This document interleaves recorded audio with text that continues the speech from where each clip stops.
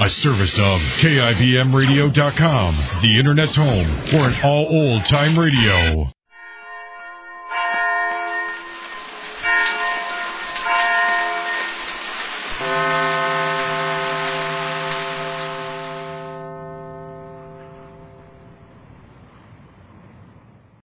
Don't forget the big hearty laugh.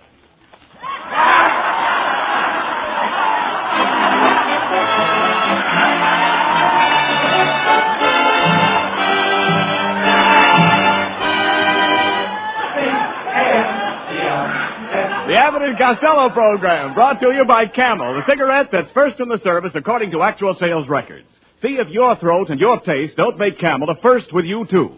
Find out for yourself. Listen to the great rhythms of Freddie Rich and his orchestra, the swingy singing of Connie Haynes. And with Election Day just around the corner, we remind you of the famous speech of Senator Rufus G. Blowhard when he rose to utter these deathless words.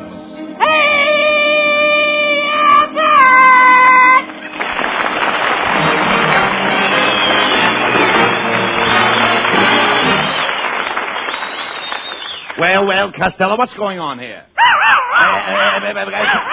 Costello. All right. Quiet, Hector. Down, Hector. Costello, what's the idea of bringing that dog in here? Where did you get him? Oh, I found him, Abbott. Well, let him loose. Oh, no, not me. I'm not going to lose him. I'm going to keep him. He's a genuine airplane dog. An airplane dog? Yeah, look at his tail spin. No. Costello, you're going to take that dog out of here right now. Oh, no, Abbott. Please Yes. don't ask me to do that. I said yes. Don't make me chase this little dog away. Now? He's taking the place of my other little dog that died. His name was Girdle. Girdle? Yep. How did you happen to name a dog Girdle? Because we kept him tied up in the daytime, we let him out at night.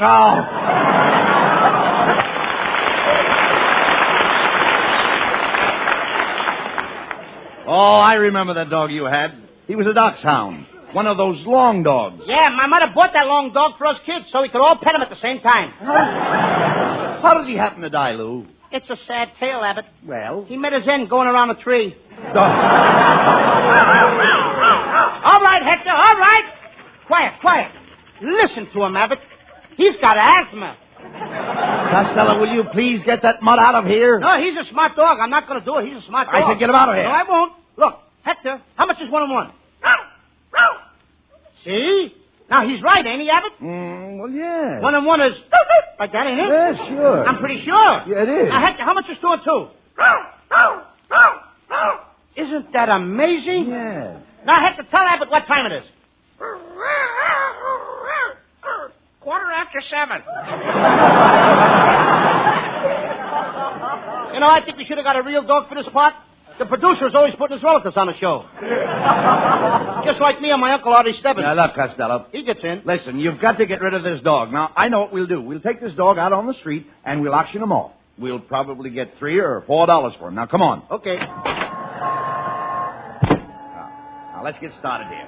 Ladies and gentlemen, step right up here. We are about to auction off this beautiful dog. In fact, neighbors, he is one of the most famous dogs in Hollywood. What kind of a dog is he, mister? Lady, do you remember the famous dog Strongheart? Yes, I remember Strongheart. Well, this is his brother, Weak Liver. I think that dog is a flea hound. Look, he's scratching himself. You're wrong, madam. He's a watchdog. He's winding himself up. Costello, will you please step aside? Now, madam, would you like to make the first bid for this dog? Well, I didn't intend to bid. You didn't what? Intend? $10 has been bid by the lady. Who'll make it 11? Now, just a minute. Don't pull any of those dirty... $36 has been bid. Do I hear 37? Just a minute, you crooks. My wife didn't bid for that dog. She certainly did. I'll give you 6 to 5. 65 has been bid by this gentleman. Who'll make it 66? Oh, come on, Eddie. $80 has been bid. And what? And what I'll buy for $80? Why, you can raise $500 on this dog. Oh, yeah? You'd have to be Tarzan to raise $500 on that dog. You'd have to be what? Tarzan. Sold to this gentleman for $1,000. Ah, you guys are nothing but fakes. Come on, dear, let's get out of here. Okay. Hey, Excuse me. Go ahead. Come here, Costello. Costello. What? The crowd is breaking up. Hurry up. Okay. Get out there among the people and be a shill. Now, if somebody says $1, you say $2. If somebody says $2, you say $3. I get it. You I got know it? what you mean. Yeah. Well, whatever it is the bid, I keep raising the price. That's right. Woo! All right, now, who will bid $1 to start the sale? I will. Quiet, Costello. You have no money. I'll bet $1. That's fine. Now, who'll say $2? Please, won't somebody say $2? Will the lady who said $1 say $1 again? $2! That's better. Thank you. Will anybody say $3? $3. Thank you, sir. Now, will anybody say $4? $4! So, this beautiful dog for $4. Now, will the winner... Wait a minute, where's the winner? Right over Will you here. please raise your hand, please? Yes, Over here. Costello. Right here.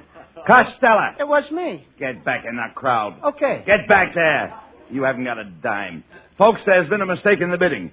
Will the gentleman who said $3 bid again? $3. Would you like to make it $4? No, $3 as far as I go. But this dog is worth at least $4. Won't somebody please say $4? Please. Well, Very well. Going once for $3. Going $4. Quiet. Who said $4? I said $4. Thank you. So for $4. Who said that $4? Raise your hand again. I did again. Costello, what's the matter with you? That's the second time you've gummed up the auction. Why don't you keep out of this? You haven't got a dime. Can I help it if I love dogs? Oh, please.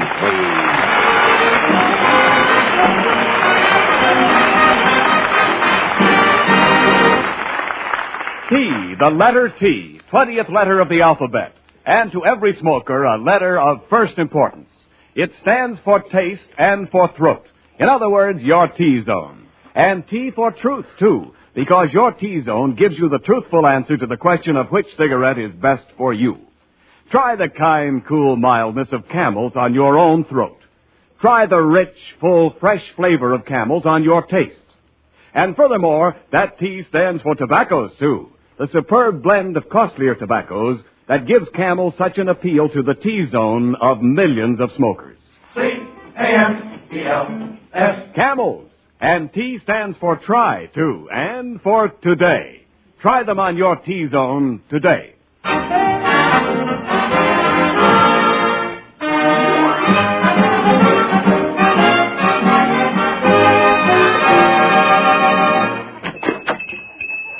Well. Come right in, gentlemen. Welcome to Red Morton's Pet Shop.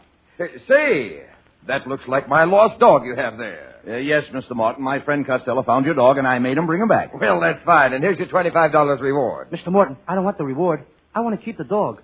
I love that little pooch. Well, young man, the dog is for sale, but I must warn you, he's very valuable. This dog is worth $200. He's worth $200.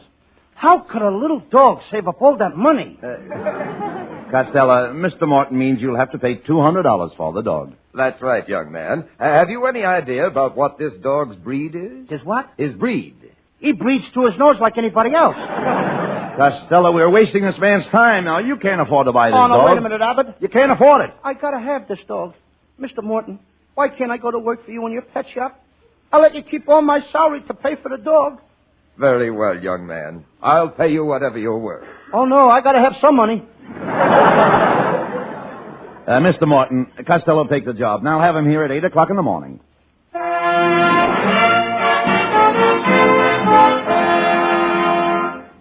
Well, Costello, it was our first day in Mr. Morton's pet shop. So be on your toes. Uh-oh, here comes a customer.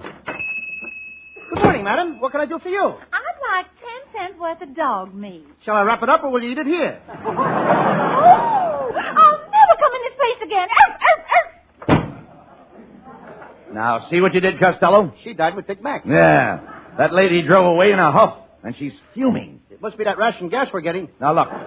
Please get busy, Costello, and take care of those puppies. Hey, I forgot to tell you. What? One of these puppies have the sniffles. I don't know what to do. Well, if the puppy has a cold, just fill a long tube with some cold medicine. Then place one end of the tube in the dog's mouth and take a deep breath and blow. That's no good. I tried it. And what happened? The dog blew first. Wait a minute. Hello, Morton's Pet Shop. Who? Mrs. Pike? Oh, yes, I'll send Costello over for it. What kind of a dog have you? A Pekingese? Okay, Mrs. Pike. Costello, I want you to go over and get a peek at Mrs. Pike's. Get a peek at Mrs. Pike's? Yes. Well, why can't I take a good look? Listen, you dummy, I want you to go after Pike's Peak. You want me to go after Pike's Peak? What am I, a mountain climber? Look, Costello, I want you to go to Mrs. Pike's house, and you'll see her peek around the yard. I'll see her peek around the yard? Yeah. Well, What do you want me to do? Play hide and seek with him? No. Look, Abbott, tush. What do you mean? I gotta finish washing the dog. What dog? You know, the little white dog that, Spitz? No, but it drools a little. Never mind that. Now, after you come back from Mrs. Pike's, I want you to take care of Mrs. Brown's chow. Her what? Her chow. How is Mrs. Brown's chow? What are you asking me for? I never ate at the lady's house. Do you realize that Mr. Morton is going to fire you before you even earn $1 to pay for that dog? No, he ain't, Abbott, because I got a big idea. Do you see that poster on the wall? Yes. It says Big Dog Show tonight. First prize, $200. So? I'm going to take Hector to the dog show. He'll win the money, and I'll pay Mr. Morton in full. But, Costello, you can't take that dog away from the store. Suppose Mr. Morton comes back and finds the dog's coop empty. Why, he could have you arrested. Just think of the headline in the papers. Costello takes dog and flees. Oh, no, I'm just taking the dog. I'm going to leave the fleas here. Anyway, Abbott, he'll never know the dog is missing. I'll get my little brother Sebastian to hide in the coop, and he'll take the dog's place till we get back. Now, Costello, that's ridiculous. Sebastian could never fool Mr. Morton into believing he's a dog. Is that so? Certainly. He's fooled plenty of people already. You mean people really mistake Sebastian for a dog? Well, he's only 7 years old, and my mother had to buy him back from the dog catchers 5 times. Oh, now, please.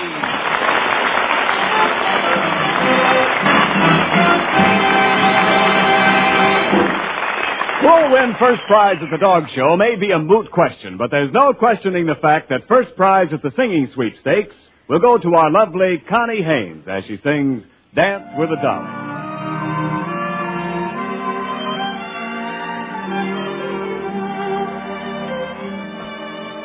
As I was walking down the street,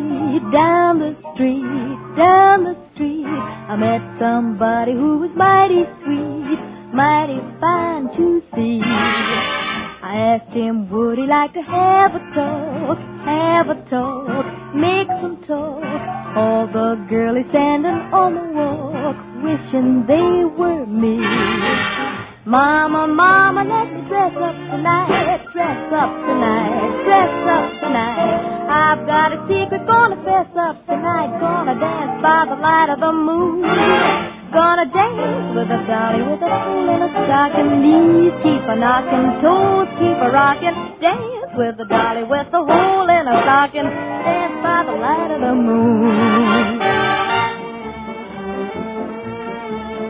As I was walking down the street, met somebody who was mighty sweet, mighty fine to see. Asked him, would he like to have a talk, make some talk. Oh, the girlies standing on the wall, wishing they were me. Mama, let me dress up tonight. I've got a secret, gonna fess up tonight. Gonna dance by the light of the moon. Gonna dance with a dolly, holding a stocking. Knees keep a knocking, toes keep a rocking. Jag with a dolly with a hole in a stocking. Gonna dance by the light of the moon. Gonna dance with a dolly by the light of the moon.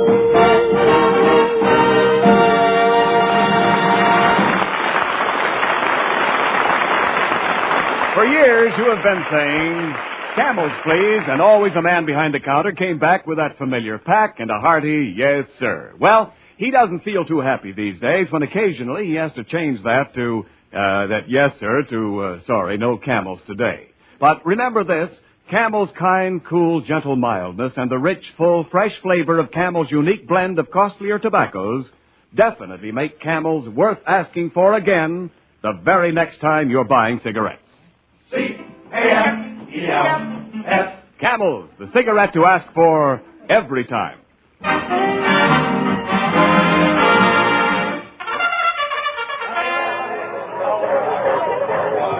Quiet, everybody, quiet. We are about to start the great North Hollywood Dog Show. Now, all you people who have entries will kindly form a line to the right and file your dog past the judges. Costello, what are you doing? The guy told me to file my dog.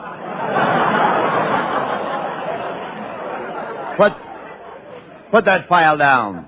The man wants you to promenade your dog. I can't do that, Abbott. I left my promenade home. What promenade? The promenade I put on my hair. No, you dummy. The stuff you put on your hair is pomade. Oh, no, it ain't, Abbott.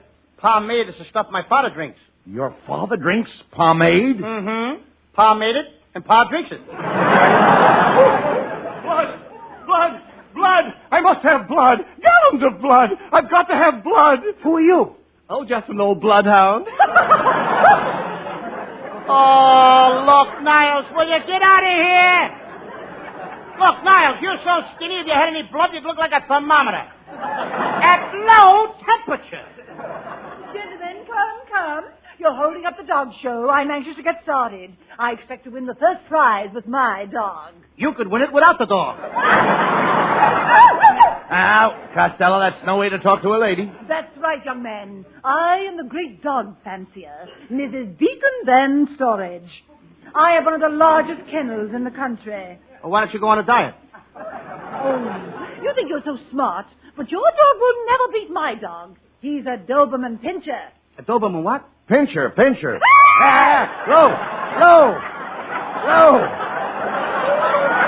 Low. Why, I'm surprised. What are you doing? You told me to pinch her. Well, come on, Costello. It's time to take the dogs into the judging ring. Yeah, come on, Hector. All right, take it easy. Hector, will you stop painting? Stop it. Now, we got to go in there and win that $200, and then you'll belong all to me.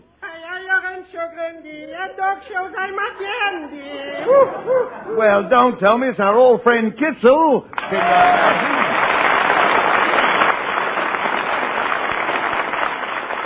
Could be, yes. You know, I came here to win the dog show. I got some very uppity puppities. Yes, sir. Just take a look on this fine dog. Come here, Einstein. Hey, Kitzel. Yes. Why do you call him Einstein? Well, because nobody can explain his relativity. Oh, my, he's a fine dog. Hey, Kitzel, he looks more like a pointer setter. For goodness sake, what's a pointer setter? He sits in the kitchen and points at the icebox. I don't think you'll ever win a prize with that dog, Kitzel. No, Believe me, I don't think you'll ever Costello, You might as well take your dog and get out of now, here. wait a minute, Lou. My little dog's got to win. I know, but wait a minute, Lou. $200. I I've got to win understand to that, pay but for that listen. little dog. But that's no way to Kitzel, talk. get your dog out of here. I know, that's no way to talk about other dogs, Lou. I Kitzel know. has a fine-looking dog there. Yeah, but Abbott, he don't look healthy to me. What makes his tongue hang way out like that? What makes his tongue hang way out? He was born with a long tail and he's trying to keep his balance. Well, I don't believe it. Yes. No. Yes, I think he's trying to pick up dimes. No. Hey, Kitzel, can your dog do any tricks? Oh, he plays a little pinochle. Pinochle? You mean your dog plays cards? Uh-huh. Well, he must be plenty smart. Oh, Pish Posh, he's not so smart. Last night I beat him 2 games out of 3. Look, your dog don't compare to my dog, Kitzel. Now, Hector can really do good tricks. Yeah. Would you like to see him climb a ladder? Your dog can climb a ladder. Uh-huh. This I got to see. Well, this you're going to see. Come here, Hector. Attaboy, Hector. Look, Hector, I want you to start climbing the ladder. There he goes. Now he's on the first rung, the second, the third rung. There you are, Kitzel. He went all the way up to the top. Okay, Hector. Now jump down in my arms. Attaboy. That's what I call climbing a ladder. Now, just a second. For goodness sake. I don't see any ladder. Why, he hasn't learned to do it with a ladder yet. Oh.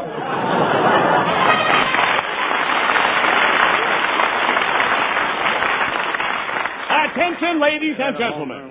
The judges of the dog show have reached a decision. We are awarding the first prize of $200 to this little fat dog here wearing the brown blanket. Now, wait a minute, Niles. You're pointing at me, and I ain't no dog. My ears are too short. What am I saying? Will you be quiet, Costello? You want to make a liar out of the judges? I killed that one, didn't I? All right. Look, Costello, don't argue. You've got the $200. Let's go. Now, we've got to get back to Morton's pet shop and get your brother Sebastian out of that dog coop.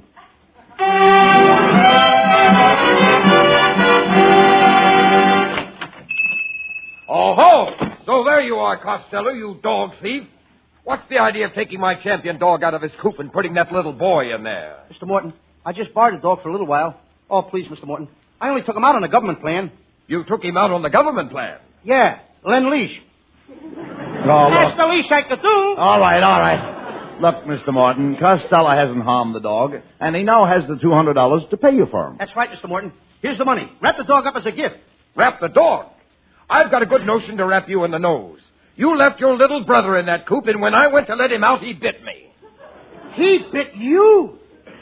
Sebastian, come out of that coop. Yes, Sebastian. Come here. Did you really bite Mr. Morton? Yes, I did, Uncle Bud. I snuck up and bit him while he was feeding his other pets. Now, wait a minute, Sebastian. Where did you bite him? I bit him between the birdcage and the fishbowl.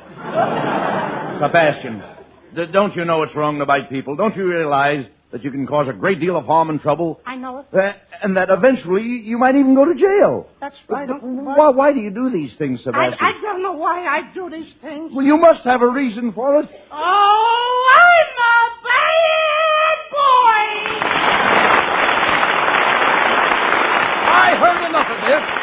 I'm not only keeping the dog, but I'm taking the $200 for personal damages, and I'm throwing you 3 bums out of here.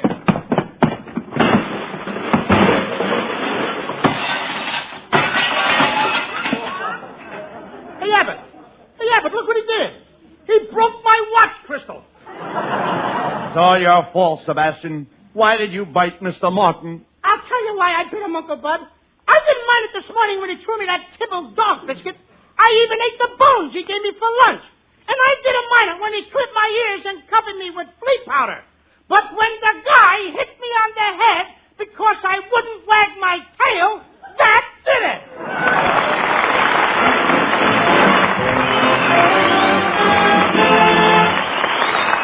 We'll bring Abbott and Costello back in just a moment. Thanks to the Yanks of the Week. Tonight we salute Sergeant Phil R. Hamp of Avalon, Pennsylvania.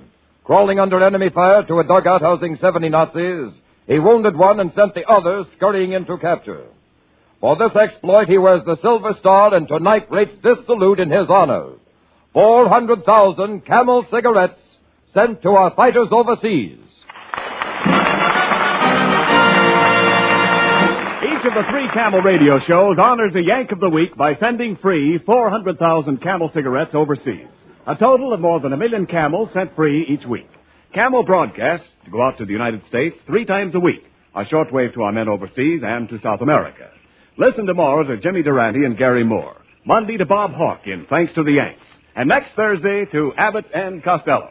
And now, as promised, a few final words from Bud and Lou. Well, the final words will be very short. Just good night, folks. Good night, and buy plenty of bonds. Buy bonds, everybody. Good night, friends. Good night.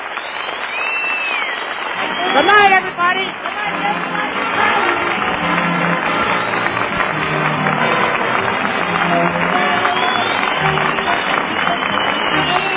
Tune in next week for another great Abbott and Costello show. And remember, try Camels on your throat and your taste.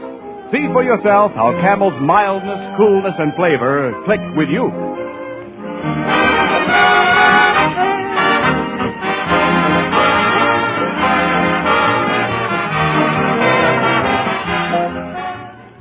Every student of human behavior knows that women like masculine things. The rough caress of a tweed shoulder against a soft cheek, the gleam of fine polished leather, the look of a pipe in a man's mouth. However, if you delve a little deeper into feminine psychology, you will find that the appeal of that pipe sometimes drops way down when its smoke meets dainty feminine nostrils.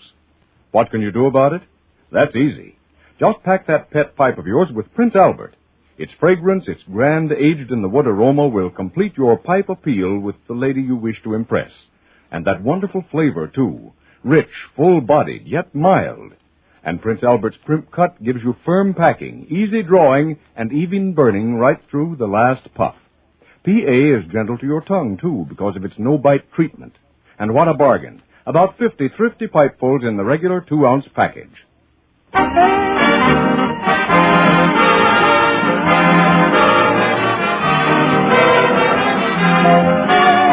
The Abbott and and Costello Show for Camel Cigarettes was directed by Dick Mack, and this is Ken Niles wishing you a pleasant good night from Hollywood. This is the National Broadcasting Company.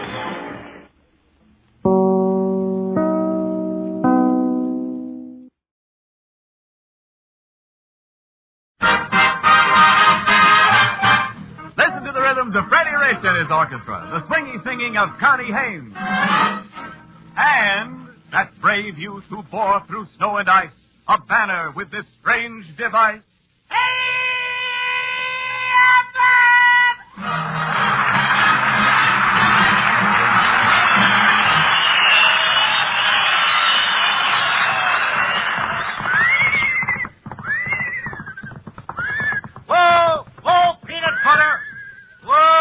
Costello, what in the world have you got there? Oh, what do you think it is? It's a horse, isn't it? That is the horse. What does it look like? A hip-on puppet, the hummer-omnibus? No. Costello, tell me the truth now. Where did you get that horse? Oh, Abbott, I bought it for $1.50 from the fellow that was wearing a white suit. And another thing, this horse is a hero. What do you mean? He won the Distinguished Service Cross. Look, it says right on his blanket, DSC. Distinguished Service Cross? Yeah, he won it. That means Department of Street Cleaning. You mean that fellow in the white suit was a street cleaner? Certainly. No wonder when I first spoke to him, he gave me the brush. Costello, you've got to cut out this nonsense. Now, last week you bought a dog, this week you bought a horse. Now, the next thing you know, you'll buy an elephant. I did buy an elephant. Huh? I bought an elephant, Abbott. What do you But mean? I had to give him back. Why? They wouldn't let me bring him home on a streetcar. Oh, Costello, take that horse out of here right now and give him back to the man. Go ahead. No, Abbott. Come on. Please don't. Yes. Don't make me give him back. Abbott, I love animals. I want to keep him.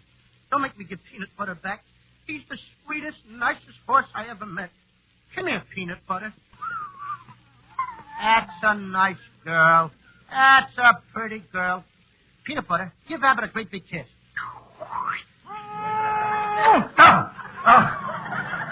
Sure cools you off, don't it? Costello, take that horse outside right now and turn him loose. Wait a minute, Abbott. Go No, on. I can't do that. Peanut Butter is hungry, and I got to feed him. Hey, what does a horse eat? A horse eats his fodder. He eats his fodder. Certainly. Well, that's fine. And what does a horse's fodder eat? He eats his fodder. Well, what do you know? And what does a horse's mother eat? She eats her fodder. What are they, cannibals? Certainly not. Every horse has to eat his fodder. Oh, I see. He eats his fodder, Yes. and then his father eats his fodder, That's it. and then his mother eats her fodder, and the next thing you know, there won't be no fathers left for Father's Day.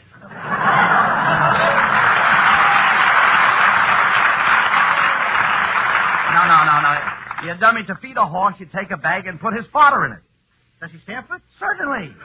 You mean you put his fodder in a bag? That's right. And you hang his fodder on his nose. Now, ain't that a pretty picture? A horse walking around with his fodder hanging on his nose. When you talk sense, Costello. Now, if you intend to keep that horse around here, you'll have to take care of him yourself. You're going to be the horse's groom. I'm going to be the horse's what? His groom. You said you loved the horse, didn't you? Yeah, but I don't have to marry him. Look, Costello, when I say groom, I mean you have to curry the horse. I have to what? Curry. Curry the horse? That's right. He's big enough to walk himself. Now, look, Abbott. I'm going to take Peanut Butter out to Hollywood Park, and I'm going to enter him in the race. The track is pretty muddy. Do you think he'll be able to race? What is he, a mutter? A what? I said, is he a mutter? How can he be a mother? Ain't a she always a mother? Well, certainly not. Sometimes a he makes a better mutter than a she. What do you know? Look, Abbott, suppose a mama horse has little horses. Does that make her a mother? Well, that depends on her feet. You learn something new every day, don't you? No, Costello, a mutter is a horse that likes to run in mud on account of having sore feet. Well, in that case, I guess Peanut Butter is a mother because I saw him limping on his two front feet. Oh, I see. He's having trouble with his forelegs. Why, certainly, because what'd you say? I said he's having trouble with his forelegs. I just got through telling you he was only limping with his two front legs. Costello, your horse's forelegs are in front. His forelegs are in front. Yes. What are those things in the back? Look, you don't understand. Your horse has forelegs in front and hind legs in back. Four legs in the front and hind legs in back. That's right. What I got, a centipede? Look, Costello, your horse only has 4 legs. I know. But he Well. only races on 3 of them. What does he do with the other leg? He trips the other horses. Costello. He's a 30 horse. I can imagine that. He cheats. Yes, I can see that. But look, Costello, that broken-down horse doesn't belong on a racetrack. Who'd ever bet on a nag like that? Look at it. I would. You would. I'm going to take all my money out of my piggy bank. I'm even going to sell my erector set and my ping-pong paddles. You're going to sell all that for what? And my nickels and marbles, and I'm going to bet every cent of my money on my horse. No, that's ridiculous, Costello. Putting all your money on a horse. Big gamblers don't do that. Oh, no? Well, No. the biggest gambler that ever lived did it. And just who was the biggest gambler that ever lived? Lady Godiva. Lady Godiva was a... Lady Godiva. Lady Godiva was a gambler? Yep. She put everything she had on a horse.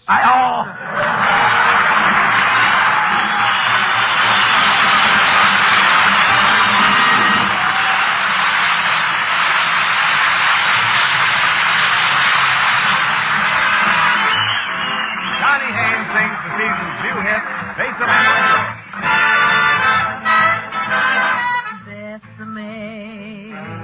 Bésame mucho. Each time I cling to your kiss, I hear music divine.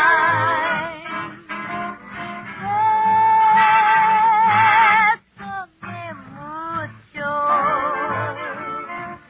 Hold me, my darling, and say that you'll always be mine.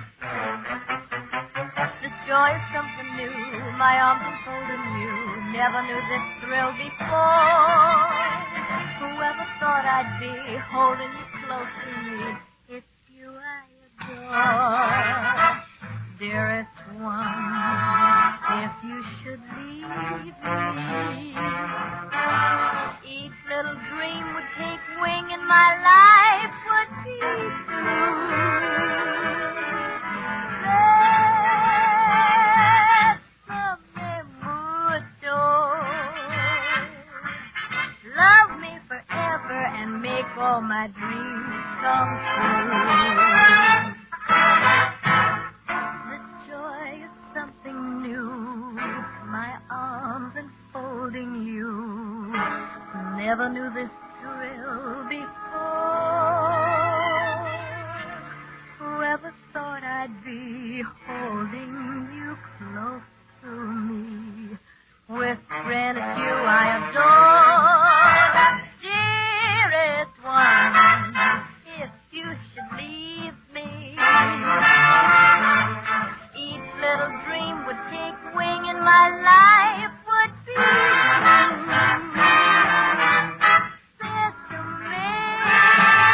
Bésame mucho.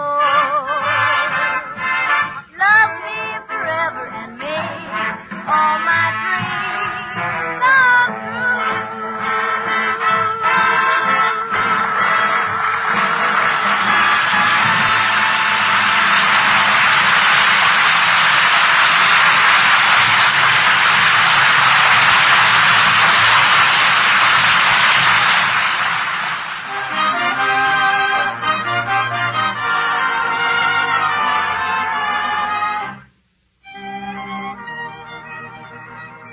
Freddie Rich now in a special treatment of a swell samba hit from Latin America, Tico Tico.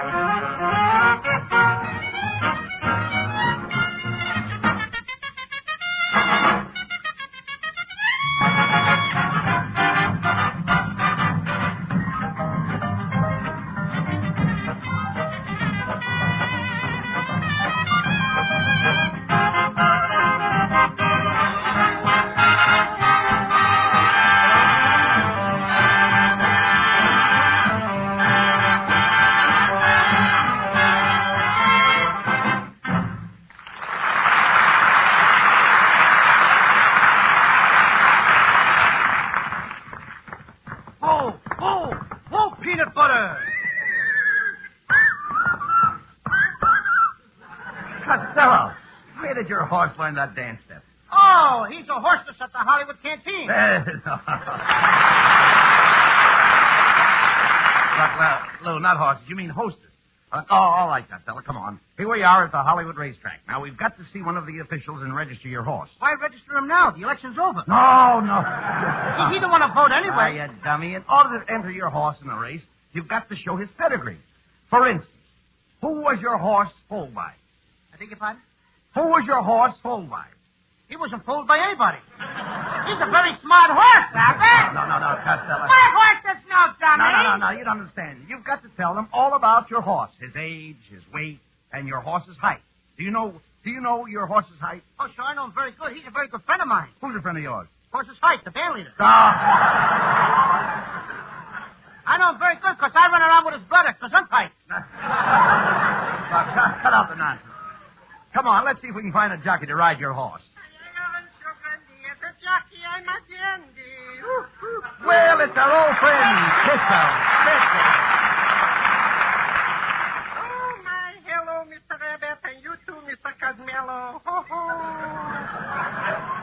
My goodness, I haven't seen you in a long distance.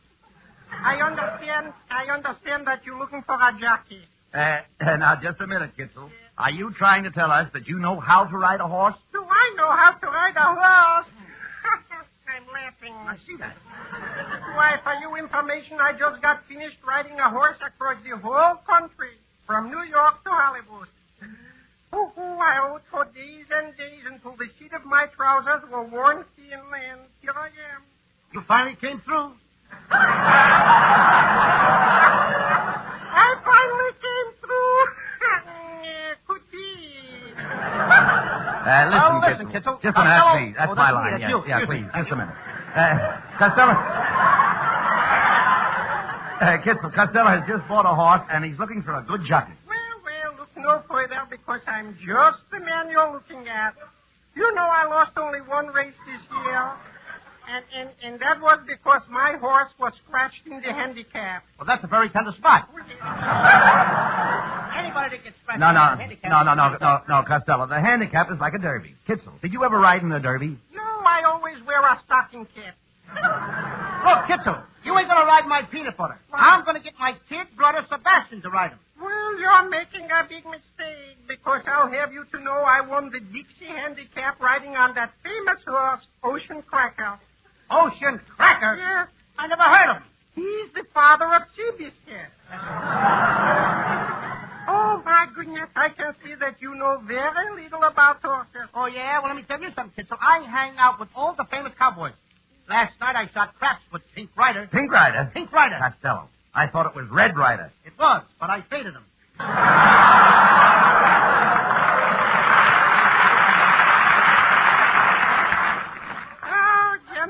Gentlemen, I can see that you doubt my ability as an equestrian. Yes, I can see it. But I'm going to give you a sample of my fancy riding on my own horse. You see, that's him over there with the wooden saddle. You ride a horse with a wooden saddle? Oh, certainly. I like a wooden saddle. Watch me jump into it. Ow! Stever!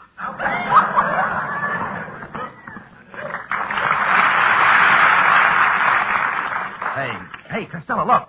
Here comes your little brother, Sebastian. Hello, Louie. Hello, Uncle Bud. Hello. I'm all ready to ride peanut butter in the big race. I brought along a special saddle. Do you call that a saddle? Yeah. That looks like one of your mother's old girdles. It is. And if I see the horse is going to lose, I can let him out in the stretch. All right.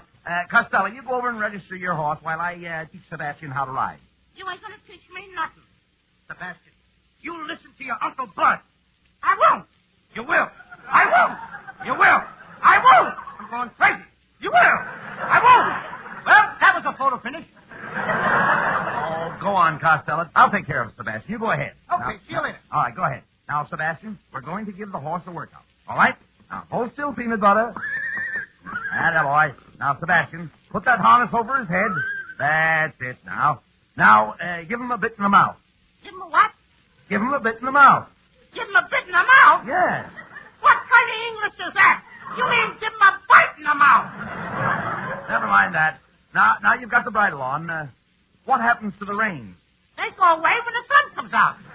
No, I mean the reins on the horse. Oh, let it rain on the horse. What do you want me to do? Hold an umbrella over him? Sebastian, why must you always be a smart aleck? I don't know. Your brother is depending on this horse race. He's depending on this horse to win it. And what are you doing? What are you doing? You stand here and ridicule this poor old horse. A horse that probably has a large family. He wants to win this race and go back to his green pastures, don't you think? And you won't help him. What's the matter with you? I don't know. Oh, you don't know. Uncle Bud, I don't know. Oh, you don't know. I guess I possess a cruel streak. I got a warped nature. I have no consideration for dumb animals. I should run the race and let the poor old horse sit in the saddle. I'll say you should. But why do you continually persist in doing these things? Oh, I'm a bad boy.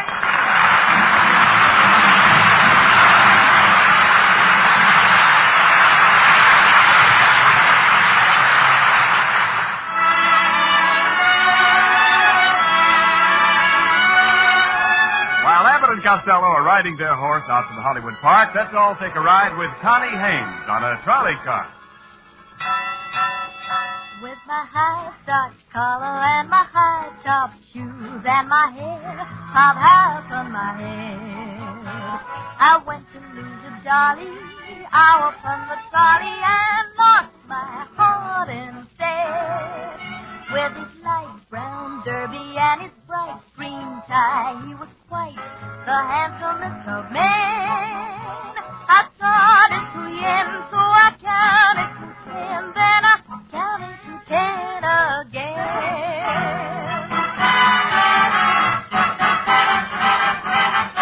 Clang, clang, clang went the trolley.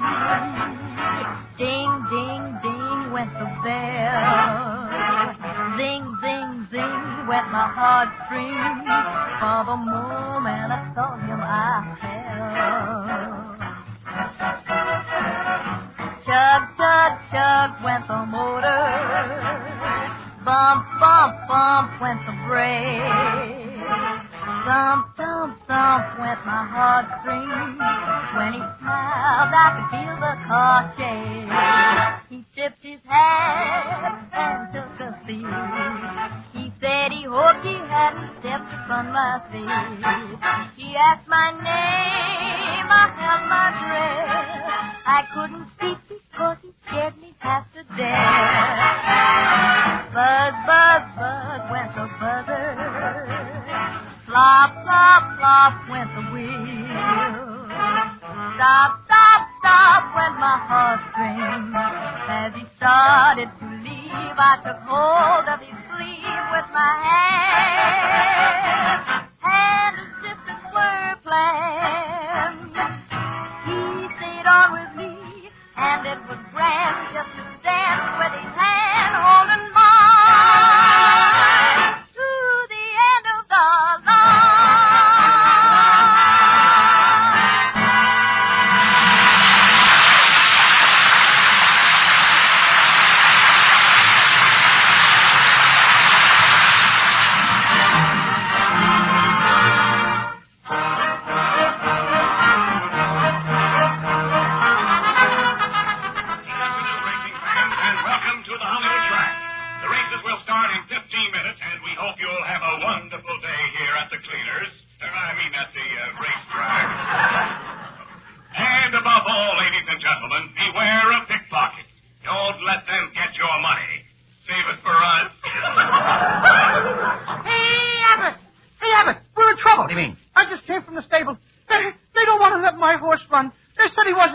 Who told you that? The track vegetarian. And not vegetarian, you dope. That's veterinarian. Veterinarian? Yes. That's what my grandfather is. Your father is a horse doctor? No, my grandfather. He's a veterinarian. A veterinarian in the Spanish-American War. Oh, talk sense. What did the doctor say was wrong with your horse? He said he was bugs.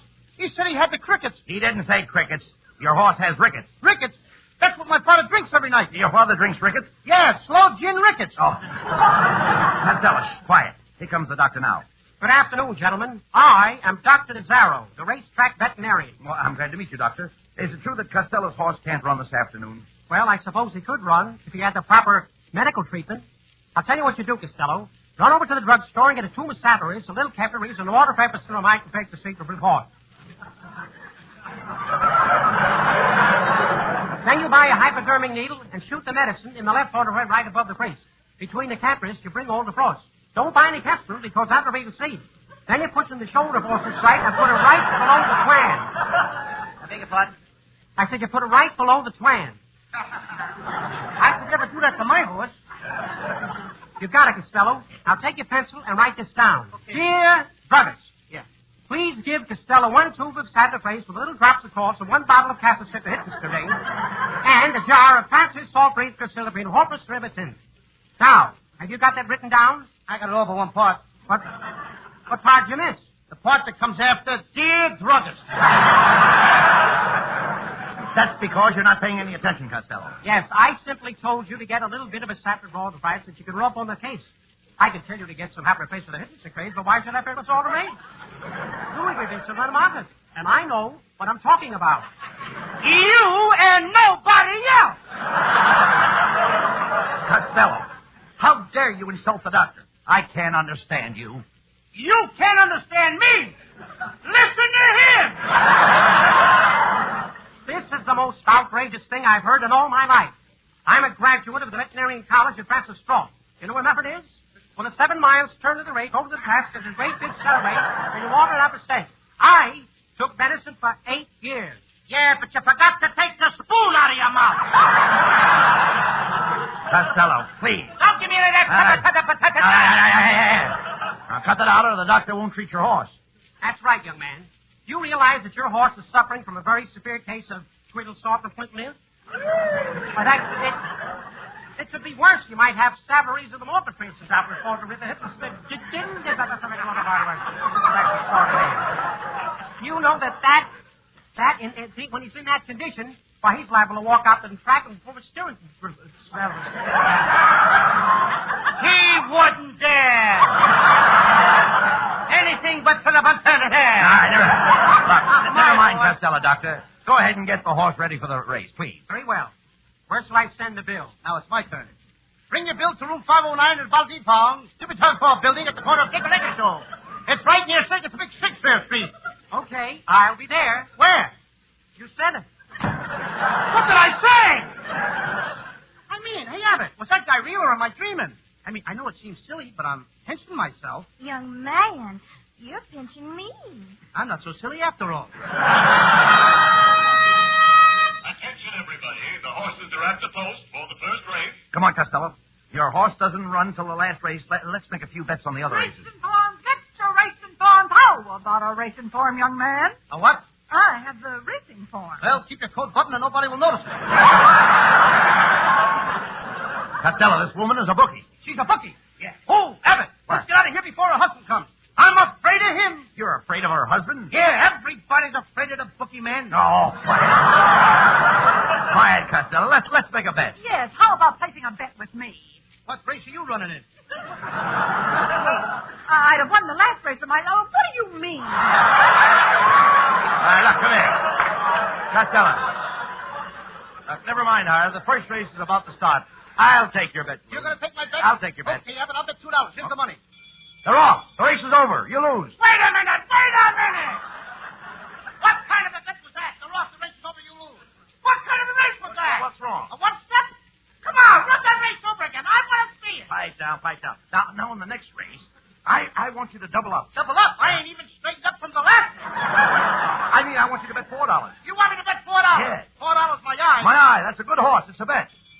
They're off. The race is over. You lose. Will you wait a minute? Stops walking. Accidents will happen. Maybe the horse got dust in his eye. You don't know. You know what dust is. Yeah, dust is mud with the juice squeezed out. Yeah, right. Now, in the next race... There ain't going to be no next race. But listen, there's only 2 horses in the next race. Jelly Bean and Lollipop. You bet on each horse and you can't lose. Well, that's right. Certainly it's right. Jelly Bean and Lollipop. 2 horses. I'm a sucker anyway. Yeah. 2 horses. Yeah. I bet on each horse. That's right. I can't lose. How can you lose? Okay, here's $20 on Jelly Bean. Yep. And here's $20 on Lollipop. Good. The horses are at the post. Right. They're off.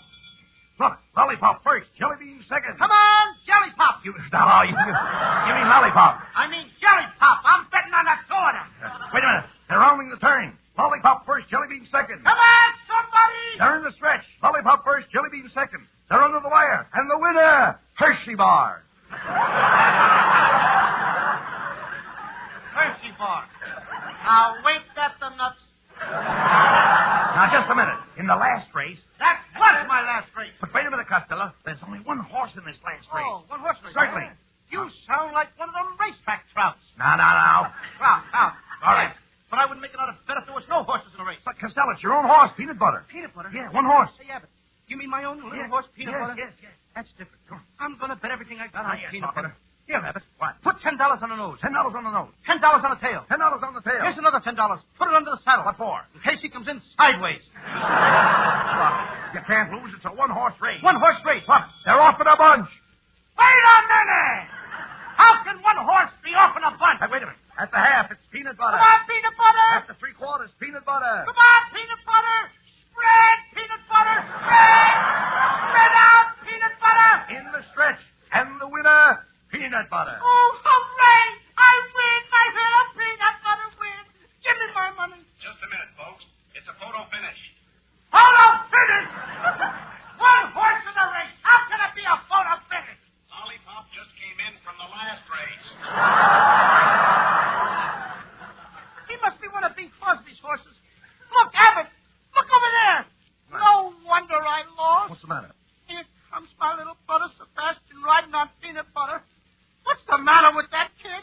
Look at the way he's riding. He's riding underneath the horse. Sebastian, you should have won that race. What was the idea of riding underneath the horse instead of on top of him? Well, it was Dr. Nazzaro's order. Dr. Nazzaro told you to ride under the horse? Yeah, he said the horse was sick, and he told me to watch his stomach. Oh, please.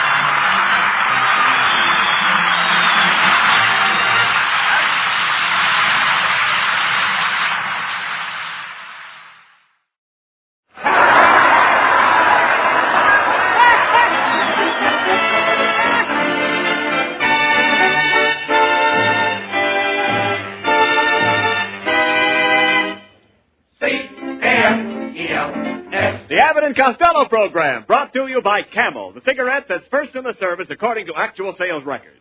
See if your throat and your taste don't make Camel a first with you, too. Find out for yourself. Listen to the great rhythms of Freddie Rich and his orchestra, the swingy singing of Connie Haynes. And that lad whose message loud and clear each Thursday rings into your ear.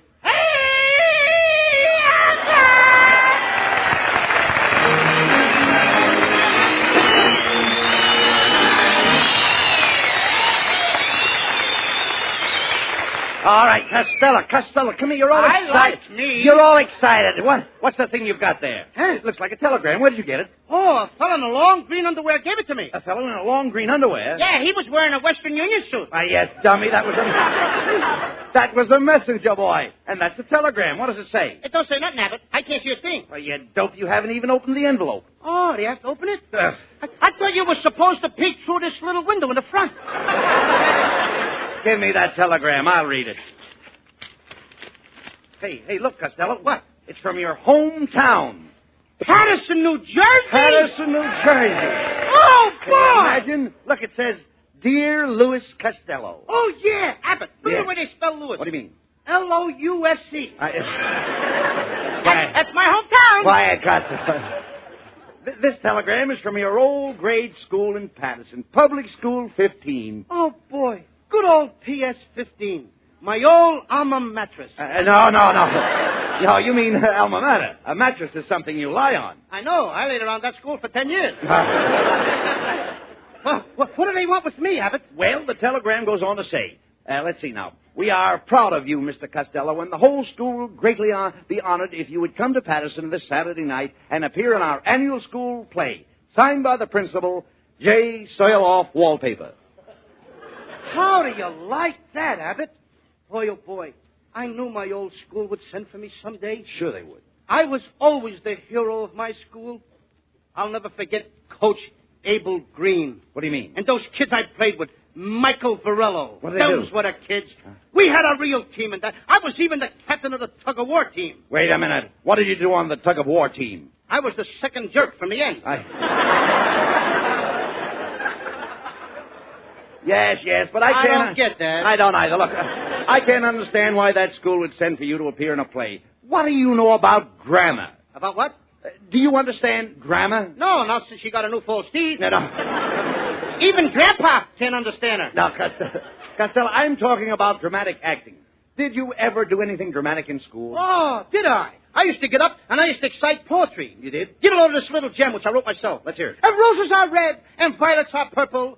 Sugar is sweet, and so is maple syrup. Come on, Maple syrup, it rhymes, don't it? Well, what about it? But maple syrup, what is that? What is maple syrup? What is maple syrup? Maple syrup is the stuff you put on flannel cakes. Okay, look. No, talk sense now. If you're going to Patterson, New Jersey, we've got to get down to the railroad station right away. Come on. Okay, come on.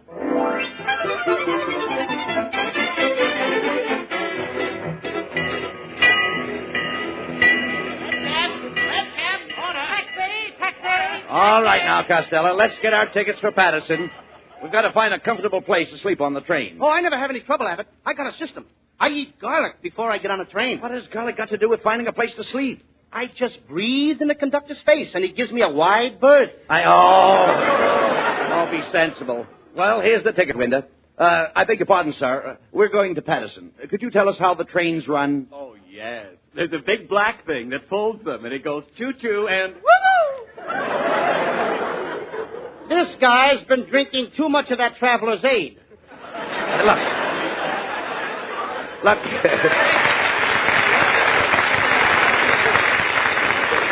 You better let me handle this, Costello. I think I better because I lost my place. All right, never mind that. Now, look, in order to say, Lou, come here.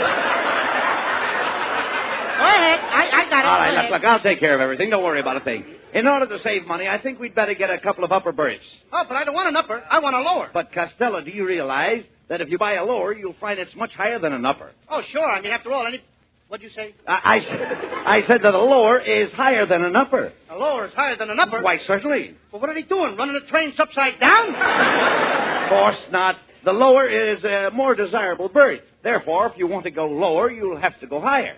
If I want to go lower, I'll have to go higher. Yeah. Why should I go higher when I want to go lower? No, simply because if you want to go lower, you have to go higher. Because the lower is higher than the upper. And the reason the lower is higher than the upper is because the upper is higher up than the lower. Oh! You mean that the upper is lower than the lower because the lower is higher than the upper? Now you've got it. Now I've got it. I don't even know what I'm talking about. Costello, I'm trying to tell you that they sell the upper lower than the lower because when you sleep in an upper, you have to get up to go to bed. I have to get up to go to bed? That's right. Who's paying for my berth? You are. And there ain't going to be anybody in it but me? No. Then why do I have to get up? Costello, look, I've already explained it. Unless you go higher for a lower, then you're stuck with an upper. And you'll have to get up when you go to bed. And you'll have to get down when you want to get up. Abbott. What? Let me smell your breath. Oh!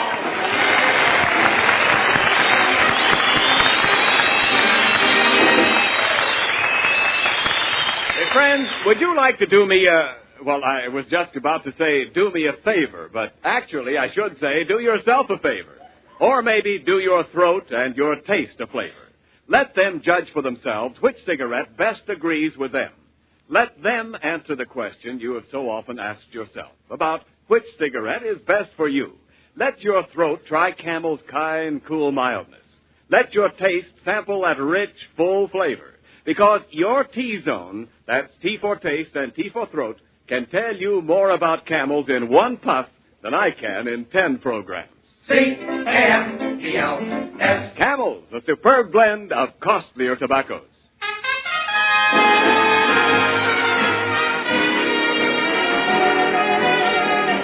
Freddie Rich plays the hit tune of today, but for many of you, it is also a hit of other years. Freddie revives Sweet and Lovely.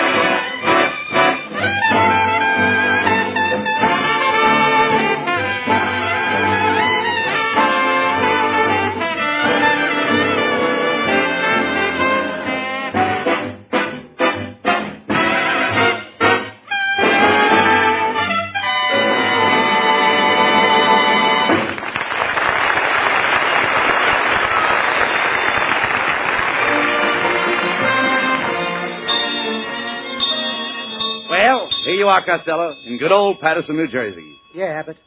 And here's my old school. Do tell. PS 15. As I stand here looking at this old building, I think of the happy days I spent here as a boy. How long do you go to school, Costello? You mean counting kindergarten? Yes. 1 year. Come on, let's find the principal's office and see what time we start rehearsing for the school play tonight. Hey, what do you mean? What time we start rehearsing? Not we. Me. This is my old school, not yours, Abbott. What do you mean? I'm going to do this play all by myself. I don't need your help. Oh, how can you say that, Costello? Haven't I always given you the best of everything? Why, last Sunday when we had a double date, I gave you the best girl. What a slick little number you had. Slick number is right. I bent her back in my arms and her hair slid off. All right, look.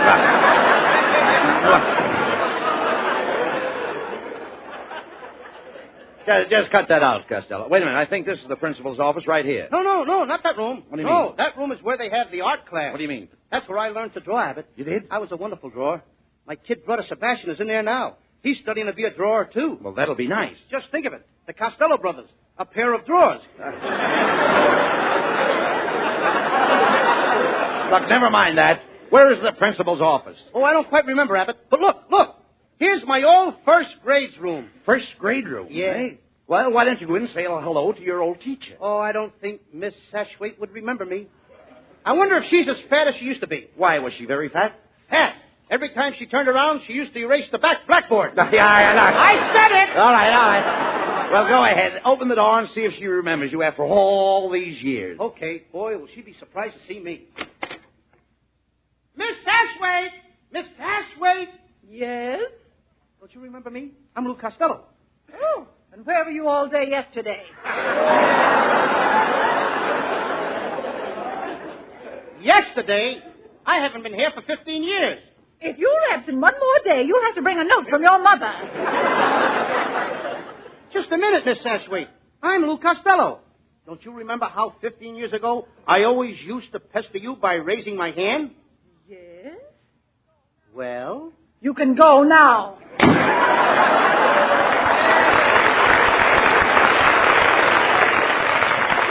Gee, Miss Ashwaite. Gee, she's changed. I remember when she used to keep me after school to spank her erasers. All right, look. Come on, Costello. Here's the principal's office right over here. And you'd better let me talk to him. He's a very brilliant man. Go ahead. How do you do, sir? Are you Professor Wallpaper, the principal? Yeah. Oh, you can always tell a Harvard man. Professor, I understand you want Costello to appear in your school play tonight. Yeah, just a minute. I got the telephone tangled in my yo-yo. Now, if you fellas are looking for the rehearsal of the play, it's right in the next room. Oh, all right. Come on, Costello. Oh, I love you, Millicent, my darling. I love you too, Rodney. Kiss me, my sweet. Oh. Hey, you two, cut it out. Shh, wait a minute. Don't stop them, Costello. That's wonderful acting. They're not acting. That's the janitor and the fourth grade teacher. Oh, this is ridiculous. Can anybody tell us where they're rehearsing the play, please? Right in the next room. Just ask for the English teacher. He's in charge. Thanks. Oh, I love you, Millicent, my darling. I love you too, Rodney. Kiss me, my sweet. Hey, Abbott, What? they've been doing that for 15 years. Why don't they get together? Well, she won't marry him when he's drunk, and he won't marry her when he's sober. Yes, teacher, I'm a dandy.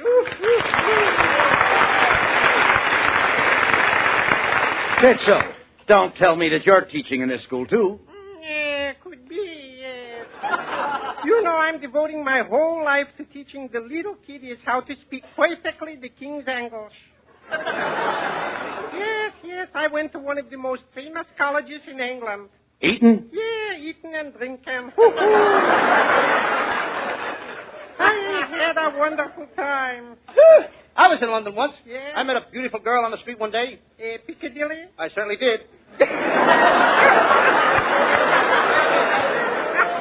certainly did. I don't get it. Look, Kitzel, I understand you're directing the school play tonight. Yes, I am, my friend. You know, my whole family was dramatic coaches.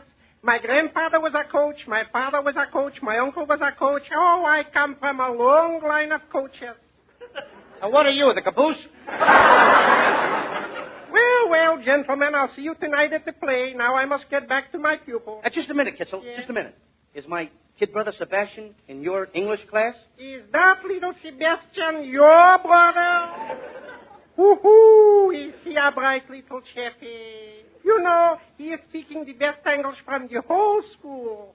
Just a second, I'll call him. Sebastian! Hello, Sebastian. Hello. I just wanted to tell you how proud I am of you. Professor Kitzel just told me that you're the best English pupil in his whole class. Is that true? Yeah, could be.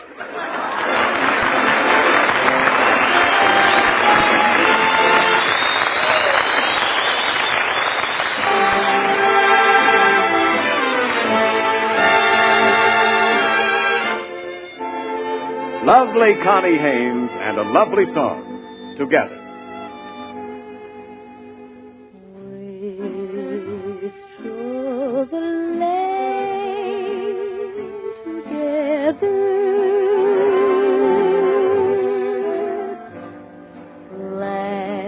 At the rain together,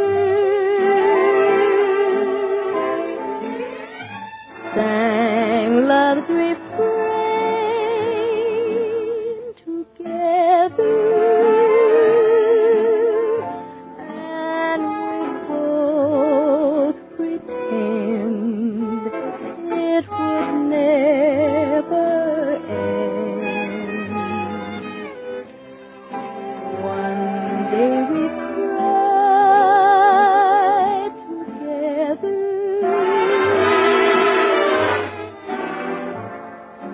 cast love aside together. You're gone from me, but in my memory always will be together. You're gone from me, but in my memory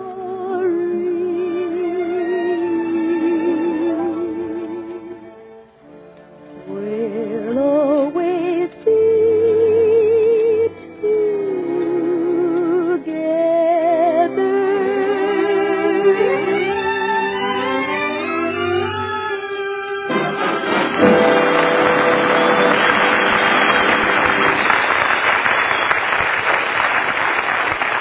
You know, radio sure is a wonderful triumph of modern science, but as yet we haven't found out how to broadcast the flavor of a cigarette over a microphone.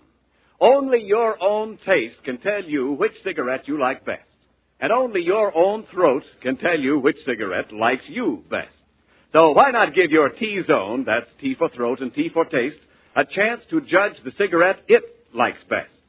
Give your taste a chance to try the rich, full flavor of Camel's blend of costlier tobaccos. Give your throat the chance to try Camel's kind, cool mildness. Like millions of smokers, you too may find that your cigarette is C-A-M-E-L-S. Camels. Let them tell their own story to your own T-zone today.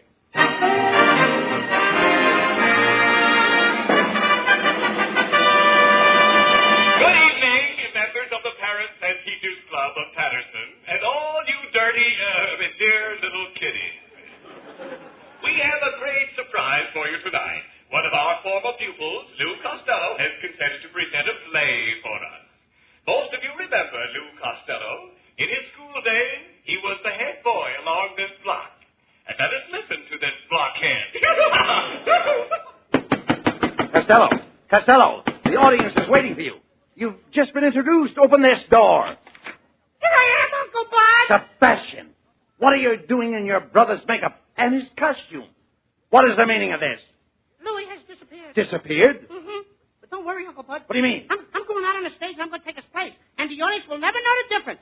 I put on this big putty nose that I got, and I put on my nose. This big putty nose. But, Sebastian, you've got the putty down over the end of your nose. How are you going to smell? All right, unless they turn on the heat. Look, Sebastian, What are you going to do when you get out on that stage? Well, I'm going to tell him a story about Romeo and Juliet. And it was written by William Shakespeare, a very great ether. Ether? Mm-hmm. You mean author. Ether puts people asleep. That's what this story's going to do. Well, all right, as long as Lou isn't here, I suppose you'll have to do it. Hey, come on, hurry up. The curtain's going up. Come on, there you are. Oh, okay, thank you. Good evening, ladies and gentlemen. I'm about to tell you the story of Romeo and Juliet. Now, I don't want any interruptions from you, Uncle Abbott. Go ahead, let's My hear big the brother told me how you interrupt him. Well, go ahead. But don't interrupt me. Tell that story. Don't give me that. Go ahead. I lost my place like my big brother. Now, I'm not kidding. Once upon a time, there was a fellow named Romeo. Romeo? What did this Romeo look like? I got out of that one. Well, all right, what did he look like? Huh? What did he look like? Well, he was about... How do I know what he looked like? I never met the guy. Then why do you tell stories about people you don't even know? Nobody knows Romeo. He's just a guy in the story. He's an imaginary character. Oh, you mean he's just a person in fancy? In fancy? In fancy what? In fancy nothing. That's a good way to catch cold. Now, look, Uncle Bud, if you just shut up, I'll tell a story. All right, go ahead. I won't say any more. Okay. All right, go ahead. Once upon a time, there was a fellow named Romeo, and he was his father's only son. Well, that's right. He was his father's heir. His what? His father's heir. His father didn't have any hair. He was bald-headed. All right, go ahead. Now, don't interrupt me. All right, go ahead. Now, there's a girl in the story, and her name is Juliet. And her father was giving a big party. You know, to kind of, sort of shove her into society. Oh, you mean she was making her debut? I don't know if it was a debut or her night view. All I know, it was her first party, and a lot of people was invited to see her. And stuff. Well, you see, the folks were coming in to her coming out party. How can you come in to come out? She was inside already. Naturally, she had to come in to come out. What did she want to come out for? She was inside. This wasn't an outdoor affair. All right. This was inside. I know that. You told me that. All right. Well, if people are going to come in to come out, there's no use of going out to come in. All right. Why don't they stay home? Look, Sebastian, you don't understand. Why don't you stay home? Look, you don't understand, I Sebastian. stay home. Now, listen, please. You want me to tell your big brother on you? Anybody got lozenges? Listen, please. Look, the party brings her out. The party brings her out. That's right. Why should the party bring her out? What did the little girl do? No. The party didn't even start. Some guy right away wants to drag her out. No, you don't understand. Why don't they leave the little kid alone? Now, Sebastian. Maybe she wasn't drinking. But, listen, Sebastian. Maybe she had one pop. Now, Sebastian. Maybe after all, the kid is okay. All right. Lost again. All right, go on with the story. Well, look, wasn't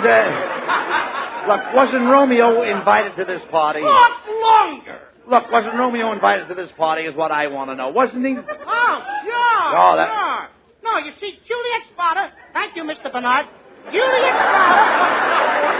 I need him. Now, come on, Sebastian. Juliet's father didn't like Romeo, so he had to put on a mask, and he borrowed another guy's clothes, and he went away. Oh, Romeo went in disguise. Yeah.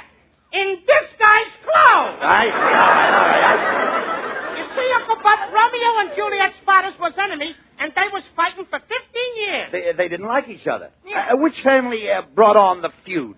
They both brought on the feud, but Romeo wouldn't need it. He was lovesick. He kept getting thin and pale. Oh, I see. He looked wan. Oh, yeah. What'd you say? I said, he looked wan. Don't you know what wan is? Yeah, 1 is the number before 2. No. 1, 2, I've gotten my share. No. 1 means picket. Romeo was picket. Oh, sure. He was peeked through the keyhole at Juliet. Now, Sebastian. Well, if I was there, I'd have peeked at her myself. Sebastian, will you please go on with the play? Well, anyway, every night Juliet used to sit on the balcony. Why did she sit in the balcony? Because she couldn't afford a seat in the orchestra. Sure. All right.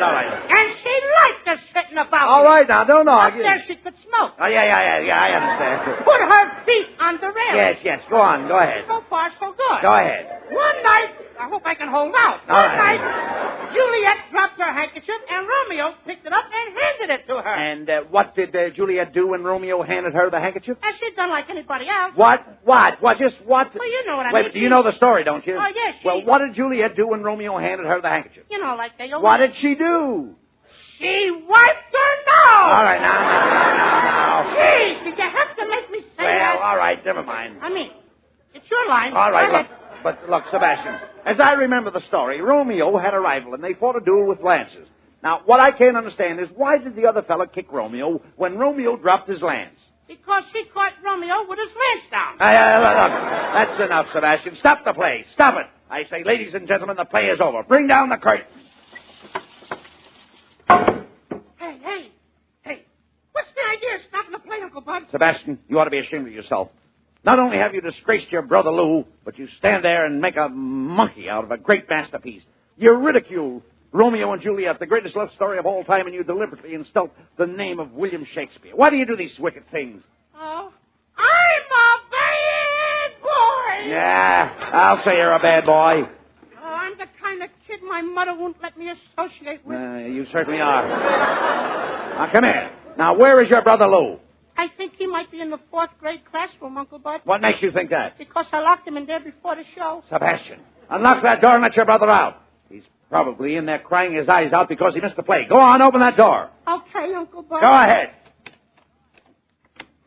I love you, Millicent, my darling. I love you too, Costello.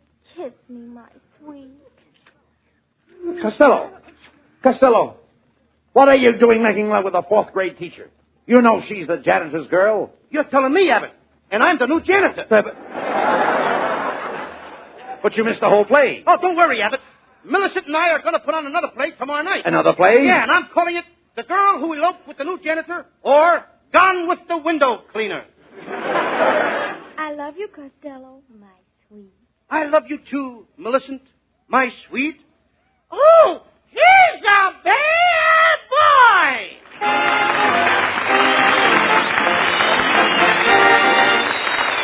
Abbott and Costello will be back in a moment. Thanks to the Yanks of the Week. Tonight we salute Technical Sergeant George James H. Logan of Luling, Texas, who is one of only 2 men in this war to receive both the Congressional Medal of Honor and the Distinguished Service Cross. In your honor, Sergeant James M. Logan, the makers of Camels are sending to our fighters overseas 400,000 Camel cigarettes. Each of the 3 Camel radio shows honors a Yank of the Week by sending free 400,000 Camel cigarettes overseas. A total of more than 1 million Camels sent free each week. In this country, the Camel caravans traveling from camp to camp have thanked audiences of more than 4 million Yanks with free shows and free Camels. Camel broadcasts go out to the United States 3 times a week, are rebroadcast to our men overseas and to South America. Listen tomorrow to Jimmy Durante and Gary Moore. Monday to Bob Hawke in Thanks to the Yanks. And next Thursday to Abbott and Costello. And before we hear from the boys, I'd like to say the Merchant Marine needs more men to man the supply lines to victory. And to eligible men, it offers not only a well-paid and worthy present, but a splendid future. In 6 months' time now, you can make the progress it would have taken you 3 years to make before Pearl Harbor. Get all the facts. Go to any United States Employment Service office or wire collect to the United States Merchant Marine, Washington, D.C. And now, here are Bud and Lou Costello with a final word. Thanks, Ken. But it's getting a little late, so all we'll have time to say is just good night, folks. And good night to everybody. Good night, please buy bonds. Bye, bonds. Good night, folks. To everybody in Patterson, New Jersey. Good night, neighbors. Good night, neighbors.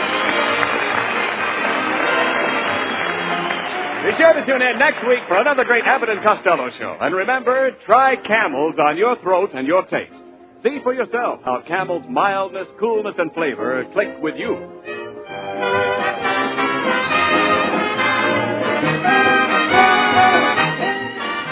If you are a hermit living in some lonely cave, don't listen to this, because you're one of the few men in the world who can pack his pipe with any old tobacco he pleases and get away with it. But if you want your pipe to make a hit with people around you as well as yourself, then load up with Prince Albert.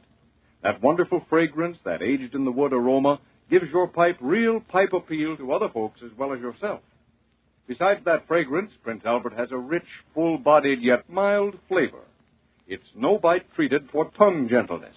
It's crimp-cut to pack, draw, and burn perfectly. And what a bargain. Just about 50 pipefuls in one regular 2-ounce package. More pipes smoke Prince Albert than any other tobacco in the world.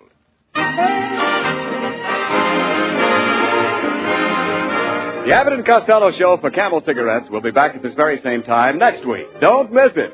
This is Ken Niles in Hollywood, wishing you a pleasant good night. This is the National Broadcasting Company.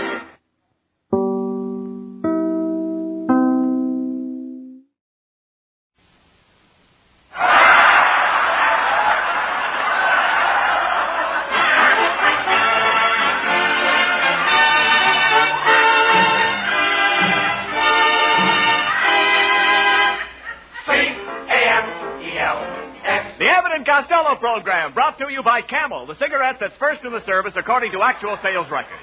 See if your throat and your taste don't make Camel a first with you, too. Find out for yourself. Listen to the great rhythms of Freddie Rich and his orchestra, the swingy singing of Connie Haynes, and that great lover of the screen who softly whispers in the ladies' ears.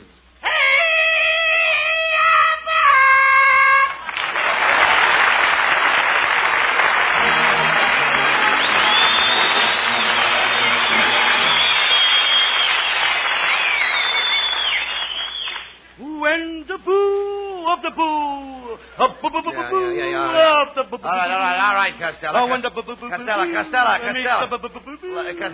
Costello. Look, please, what's the idea of all this noise? What do you think you're doing? Abbott, this is a great moment in history. What do you mean? You are listening to the new Bing Crosby. The new Bing Crosby? The new Bing Crosby. You dummy, do you realize that Crosby is famous all over the world as the groaner? I'm going to be famous all over the world, too. As the groaner? No, as the squealer. No. When the blue All right. Hey, Costello, please. All right, look. Will you cut that out? You'll never be able to sing like Crosby. His voice is unique. The doctors found a wart on his vocal cord. So what?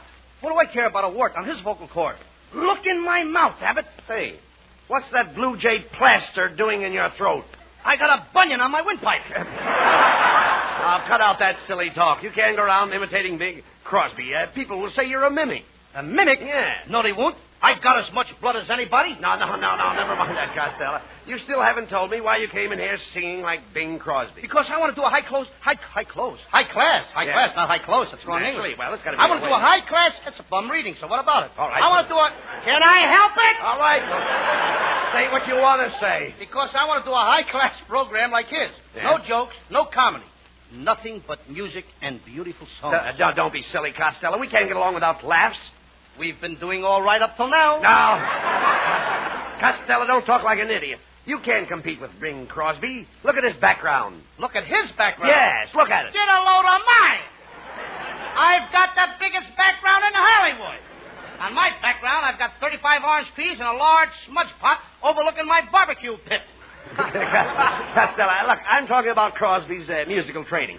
Do you realize he studied opera? Why, he spent 15 years on Faust. Crosby spent 15 years on Faust? Certainly. Then you've been lying to me, Abbott. What do you mean I've been lying to you? For 15 years, you've been telling me who is on Faust and what is on second. No. Every time I say what is on second, you would say what is on Faust. Not on Faust, now, you dummy. I don't mean he was on Faust. I mean he sings Faust. He does not. He doesn't sing Faust? No, he sings very slow, like my Uncle Artie Stebbins. No.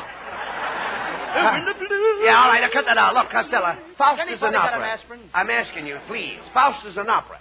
Do you know any operas? Yes, Abbott, I know 2 operas. You know 2 operas? Yes, Carmen and Miranda. No. Not Carmen Miranda. You mean the opera Carmen. Did you ever hear the 3rd movement from Carmen? No, but I saw the 4th movement from Miranda. La da da da da da da da. Costello. Cut it, Rick. Please, What are you trying to do? Get into? Please, now, don't be Cut it. silly. You don't know the first thing about music.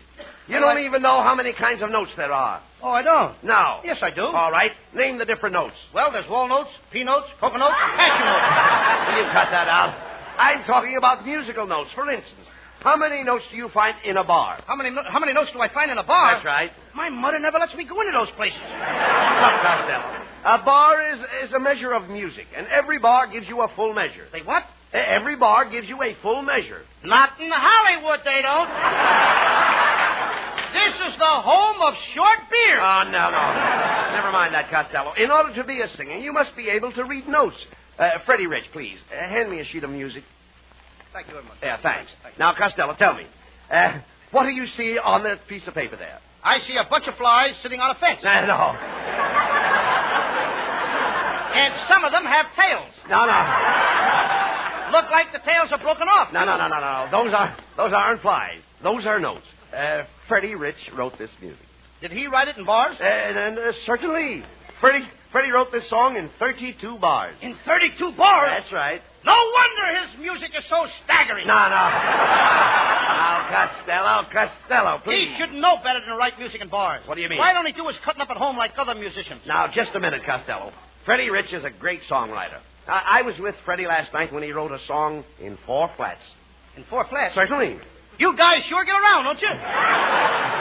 No, you idiot. 4 flats is the key the song was written in. Freddie used the key of 4 flats. Freddie Rich has the key of 4 flats? That's right. Does his wife know about this? Look, Costello, when I say Freddie wrote a song in 4 flats, I don't mean the kind of flats you live in. I mean the kind of flats you play in. And the number of flats gives you the key. And Freddie's key is 4 flats or A flat. Oh! Now you got it. Oh, that's the boy. You mean the flats that Freddie plays in ain't the kind of flats he lives in? No. Because the key of the flats he plays in is 4 flats, and the flat he lives in has nothing to do with the key of the other 4 flats. Now you've got it. Now I've got it. I don't even know what I'm talking about. Oh, what?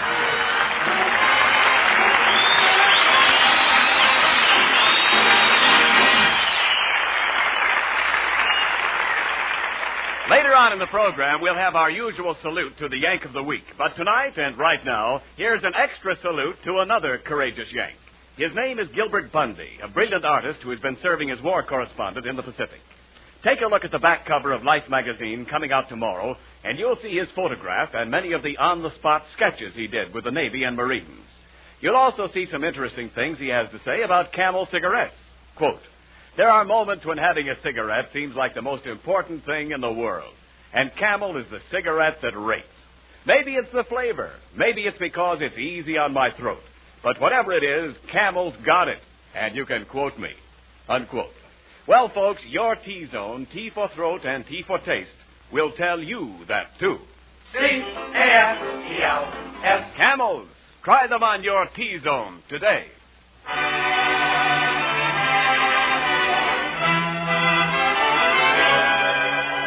From the film capital's newest picture, Hollywood Canteen, Freddie Rich plays Don't Fence Me In.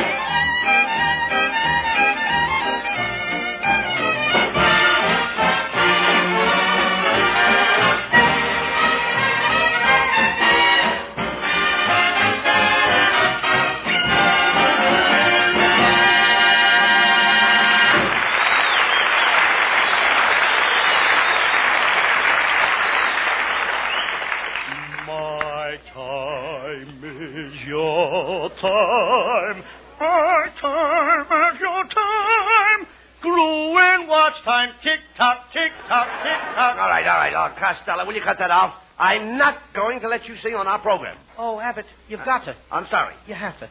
I've always wanted to sing. No. Even as a little kid, I used to sing in a quartet in the fish market. A fish market quartet? Yeah, there was 4 of us. First tuna, second tuna, barracuda, and bass.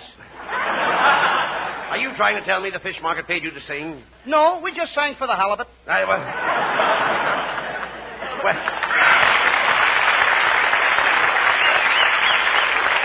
Well, you can't sing on this program. This isn't a fish market. Oh, no? If this ain't a fish market, what are those 4 pickerel players doing in a band? Pickerel players. That isn't pickerel. That word is piccolo. Oh, no, it ain't. Piccolo is what I had for lunch. You had piccolo for lunch? Yep, hamburger with mustard piccolo. No, that's piccalilli. Piccalilli is a relish. That's what we got growing in our garden. You've got relish growing in your garden? Yeah, horse relish. No, that's not relish. That's radish. Radish is what my girl's got. Your girl's got radish? Yeah, green eyes and radish hair. Look, please. Talk sense, Costello. This has nothing to do with your silly idea of singing on the program. Oh, wait a minute. What's the matter? I tell you, Abbott, I gotta sing. What do you mean you've got to sing? Everybody wants me to make good. Oh, I'm sorry. I've always been musically inclined. On the day I was born, my mother looked at me and said, little Louis is going to be a great musician. How could she tell? I was born with drums in my ears. All right, Costello. If you insist on singing, I might let you sing one number, but you can't sing Bing Crosby's theme song. You've got to get a song of your own. Okay, Abbott. I got a beautiful number about a girl on a bicycle. How does it go? She pushes it with her feet. No, I don't mean that. Look, I've had enough of this nonsense. Look, Costello, if you want to sing on this program, you'll have to get a songwriter to write you a number. Now, here, come on with me, Costello. Where are we going? We're going over to Ned Blank's music company in Tin Pan Alley.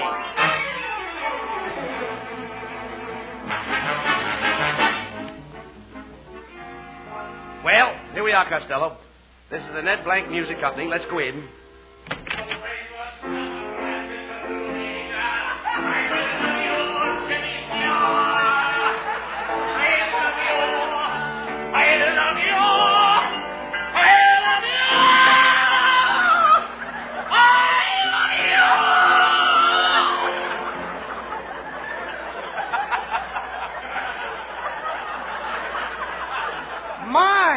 Music is a beautiful thing. Yes, Costello.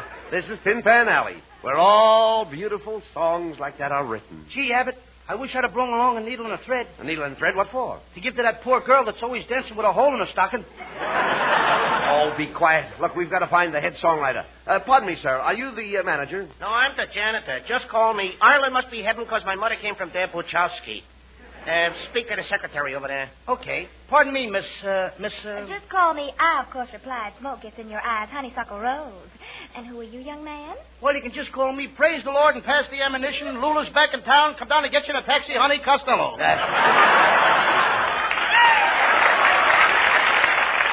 Young lady, we came here to have a theme song written. Could you help us? Oh, well, here comes our head songwriter now.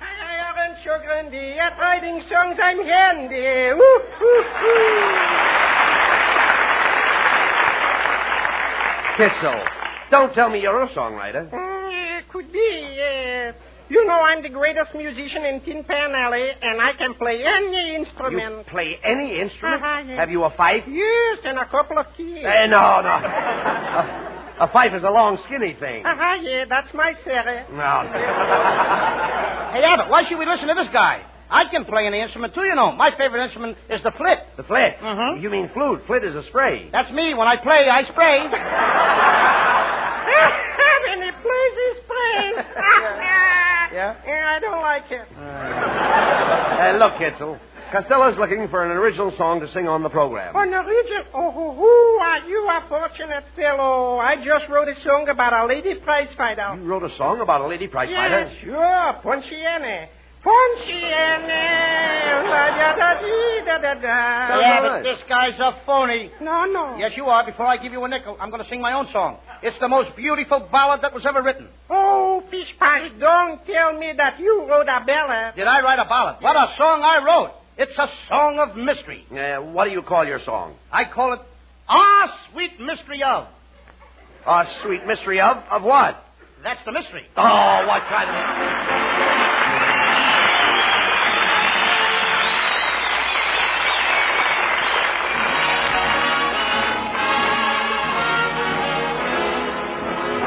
Well, Lou, here's a great theme song for you. A lovely Connie Haynes sings one of the season's best sellers, I'm Making Believe.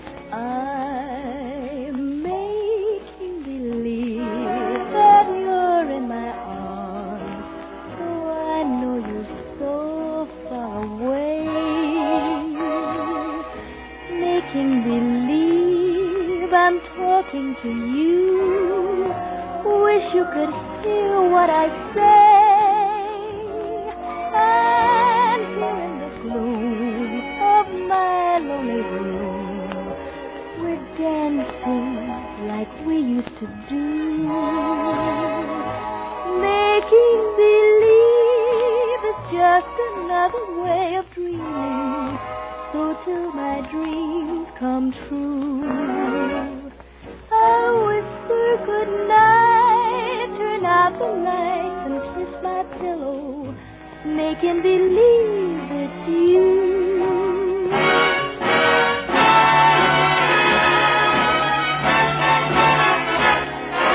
Making believe that you're in my arms. I know you're so far away. Making believe I'm talking to you. Wish you could hear what I say.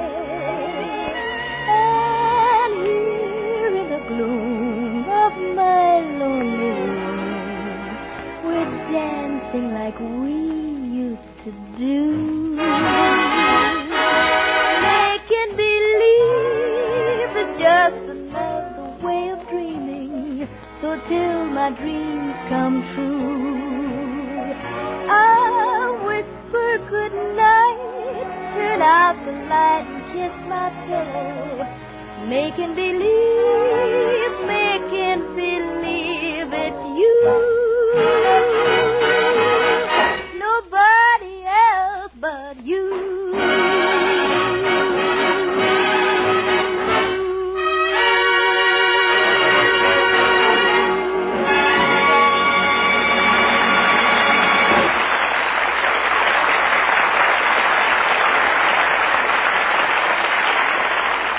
Well, maybe I'm too impatient, because I wish television were here right now instead of in the post-war world. But you can't blame me for my impatience. I'd like to be showing you right now a diagrammatic drawing of the human throat, that wonderful, intricate instrument. Then you would see for yourself why it deserves such care and attention, like the proper choice of a cigarette, for example. Try Camels on your T-zone. T for throat, T for taste. See how your throat likes Camel's cool mildness, and how your taste enjoys the rich, full flavor of Camel's superb blend of costlier tobaccos. C-A-M-E-L-S. Camels. Try them on your throat and your taste. Your T-zone.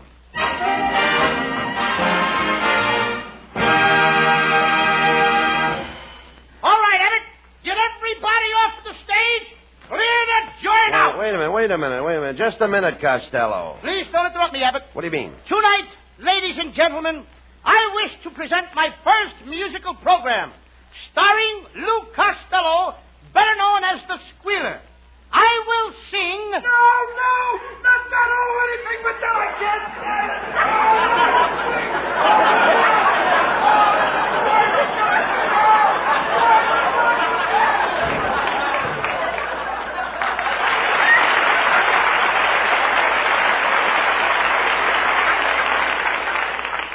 There's a coward in every audience. That man is right, Costello. You're not ready to sing yet. Wait a minute. What are you drinking out of that bottle? It's medicine for my throat. It's to keep me from getting hoarse. What is it? Horse liniment. And now, if Freddie Rich and his orchestra is ready, and the ushers will lock the doors, I will sing my opening number, The Flight of the Stumblebum, by Ripsky-Korsakov. Now, what's the matter, Freddie? Can't you handle it? Well, I just want to know how you want your music played. Do you want it poco a poco or più accelerando? Well, we'll just start out poco and we'll finish up Piu. And while I'm on the subject, was your script shaking? Now, wait a minute, Costello. The band isn't ready to play for you yet. They don't even know your range. My what? Your range. Every singer has a certain range. Now, Take little Connie Haynes. Don't you like her range? Yes. In fact, I like her whole kitchen. And now stop interrupting me, Abbott. Come on, Freddie, start the music. No, Costello. I tell you, you can't sing on this program without some preparation. Now, listen, I've taken the liberty of hiring you a vocal instructor. Would you please step in here, Madam Spumoni? I hear you calling me. I came here to teach you how to sing. How do you do? How do you do? How do you do? How do you do? How do you do? How do you do? Get out of here! Quiet, Costello. Cut out the noise, lady. Noise? How dare you, young man? That was from Rigoletto. Yeah, that was from rigor mortis. Now, Costello, you can't talk that way to Madam Spumoni. Madam Spumoni? Yes, she's a great opera singer. Opera singer? Yes. She don't even look like an opera singer. Oh, you don't look like a chicken either, but I've heard you lay plenty of eggs. Now, let's not argue, please. Madam Spumoni. Now, just a minute. Here, please. Creamy, ain't she? Now, look, Lou. I brought Madam Spumoni over here to listen to your voice. Costello, sing a few notes for her. All right, I'll sing my favorite song. I am writing Caroline. Oh, you mean I'm calling Caroline? I mean I'm writing Caroline.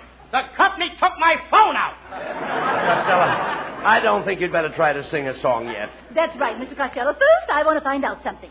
Do you have an ear for music? Yes, ma'am. But I sing better with my mouth. No. Now listen What closely. are you doing? What? Go ahead. And tell me what note I'm singing. Now, what is that? That's H. That was G. It sounded like H. Costello, please. Pay attention to Madam Spumoni, will you? Yes, Mr. Costello. Now, I'd like to hear you sing the scale. Go ahead. Okay. Do, re. Well, go ahead. There's more?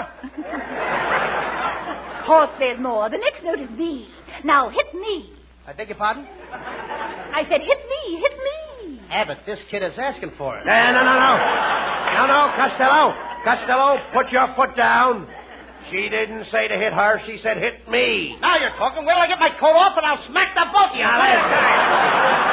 Oh, my dear boy. We don't want to fight with you. We're trying to help you. I want you to sing me the third note in the scale. Now, sing it alone first, and then we'll try a few bars together.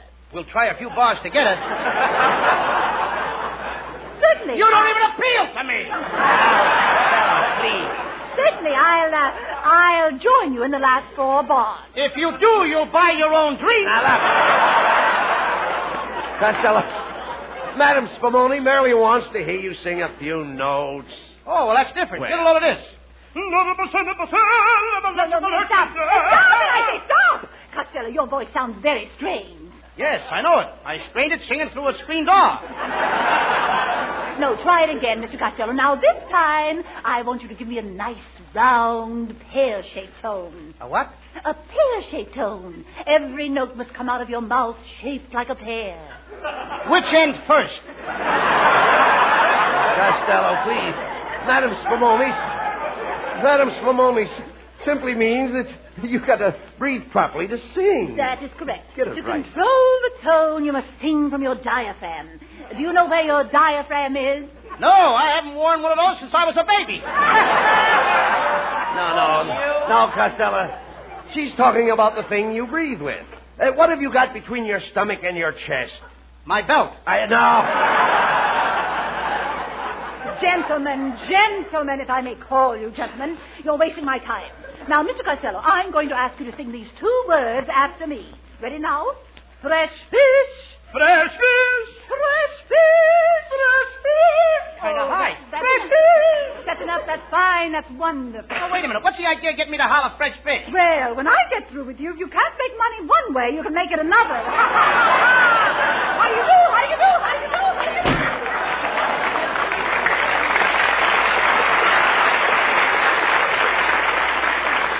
How do you like that, Dame Abbott? I don't need her either, you know. I don't need anybody to help me sing. Oh, but Costello, you can't sing without music. I ain't going to sing without music. My kid brother Sebastian is going to play for me. Come on up here, Sebastian, and play the piano. Here I am, Louie. Hello, Uncle Bud. Well, how are all the old jokes going tonight? Now, never mind that, Sebastian. Look here. Costello, your kid brother can't play on this program. He doesn't know how to play the piano. Oh, yes, I do, Uncle Bud. I I play the piano with my feet. With your feet? What do you do with your hands?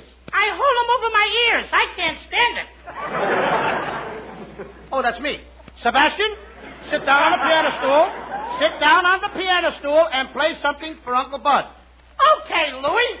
Yeah. What's the matter, Sebastian? Who unscrewed the top off this piano stool? Come, Sebastian. Let's hear you play something. Okay. Sebastian! What was that you played? Home, sweet home. Well, that was terrible. We have a terrible home. Sebastian, I'm surprised at you. You can play better than that. I gave you 50 cents for a piano lesson yesterday. I know it, Louie, but I spent the money on my girlfriend. I bought her a peppermint stick. You've got a girlfriend at your age? Yep, and yesterday was the first time I kissed her. You kissed her? Yeah, and we better finish the program fast. I'm getting hoarser and hoarser. I kissed her yesterday, Uncle Abbott, but it was an accident. We were both eating the same peppermint stick, and I ate past my half. Sebastian, here I was depending on you to play the piano for me tonight. I was going to make my debut as a singer, and you deliberately take the hard-earned money I gave you for piano lessons and spend it on a high living and wild women. You have impugned on my good name. Why do you always do these things to me, Sebastian? Oh, I'm a bad boy.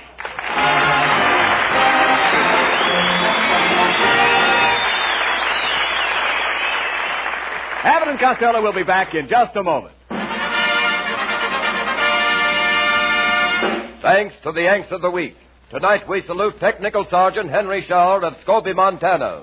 In duels with 3 German machine gun nests, his deadly marksmanship killed the entire gun crews. He stood there shooting unprotected, with machine gun bullets tearing up the ground at his feet.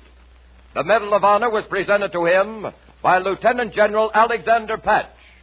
In your honor, Sergeant Shaw, the makers of Camels are sending to our fighters overseas 400,000 Camel cigarettes. Each of the 3 Camel radio shows honors the Yank of the Week by sending free 400,000 Camel cigarettes overseas, a total of more than 1 million Camels sent free each week. In this country, the Camel caravans traveling from camp to camp have thanked audiences of more than 4 million Yanks with free shows and free Camels. Camel broadcasts go out to the United States 3 times a week, are rebroadcast to our men overseas and to South America. Listen tomorrow to Jimmy Durante and Gary Moore, Monday to Bob Hawke in Thanks to the Yanks, and next Thursday to Abbott and Costello. And now here are Bud Abbott and Lou Costello with the final word. Well, Costello, if you really want more music on our show next week, I'll bring along my cousin Chuck Reisner. But, Abbott, I didn't know your cousin Chuck Reisner was a singer. Very few people knew that.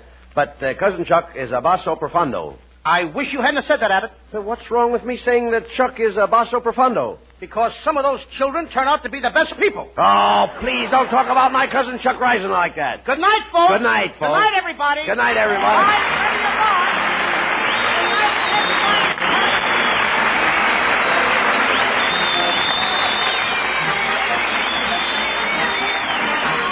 Be sure to tune in next week for another great Abbott and Costello show. And remember, try Camels on your throat and your taste.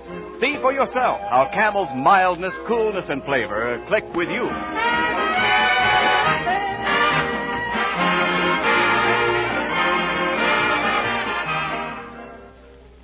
To many a pipe-smoking man, there is one symbol of Christmas almost as familiar as the holly wreath and the evergreen tree itself. I mean that big, cheery, pleasure-filled package of Prince Albert smoking tobacco with the bright Christmas band. Yes, many a Merry Christmas has been made merrier still by that pound or half-pound package of smoking joy.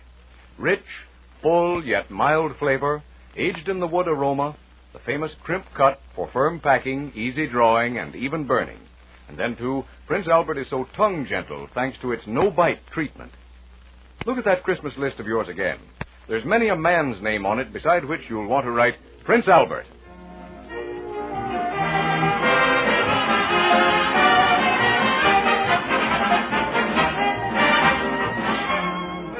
The Abbott and Costello Show for Camel Cigarettes will be back at this very same time next week. Don't miss it. This is Ken Niles in Hollywood wishing you all a pleasant good night. This is the National Broadcasting Company.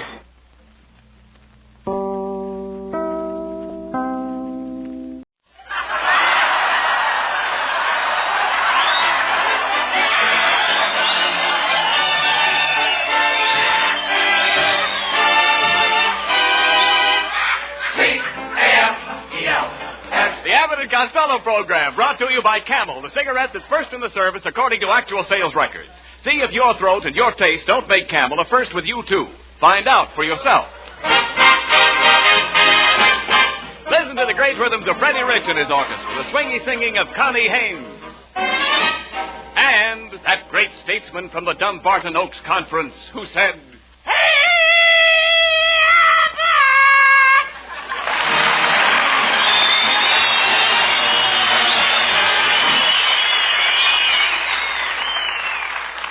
Costello, come here a minute. Come here, will you please? What's all the excitement about? What are you so happy about? Oh, look at it. What? I just got a letter from my cousin, Corporal Hugo Costello. Yeah? He's away over in Africa, and he says all the soldiers in his company are going to have a white Christmas. Why, you dummy, it's very hot in Africa. How could the soldiers have a white Christmas? Their cook is going to bleach the beans. Costello, it's about time you were thinking of Christmas. Do you realize there are only 8 shopping days left? You know, I just bought 100 Christmas seals. 100 Christmas seals? Sure. For goodness sakes, how are you going to feed them? Look, Costello, are you going to make much out of Christmas this year? Am I what? Are you going to make much out of Christmas this year? I can't tell until I sell the presents I get. Sell your presents? Oh, sure, Rabbit, sure. What are you talking about? I even sold that electric bed warmer you gave me last year. That was no good. Electric bed warmer? That was an electric toaster. An electric toaster? Certainly. No wonder it kept turning me over and throwing me out of bed. Well, Costello, I hope you're getting a present from my wife, Betty, this year. You know, and I'll give you a little tip. Go ahead. What she really needs is a new girdle. A what? A girdle. Don't you know what a girdle is? Oh, sure. A girdle. It's one of those... Well, what is it? You got to have it when you... Yes. What if is you it? don't, you sort of got... Yes, that I know. Come on. You got to... Well, what is it? It's one of those things that keeps an unhappy situation from spreading. Look, what about your own family, Costello? What are you going to give your kid brother Sebastian? Oh, him? Nothing. What do you mean? I gave him something last year. He didn't like it. And then what did you give him? The measles. And did he use a rash word? Oh, talk sense, please. Listen, this year, Abbott, you know what I'm going to do? No, I don't know. I'm going to spend all my money on that beautiful girl who lives next door to me. Ruby Poolcue. Wait a minute. Ruby Poolcue? She's beautiful. Why, she isn't beautiful. She is. She's got the worst complexion I ever saw. Well, she can't help that, Abbott. I mean, she got her face caught in a waffle iron. Now she has to pour her makeup on with a syrup pitcher. Look, what are you going to buy for Ruby? I'm going to buy her a piano. A piano?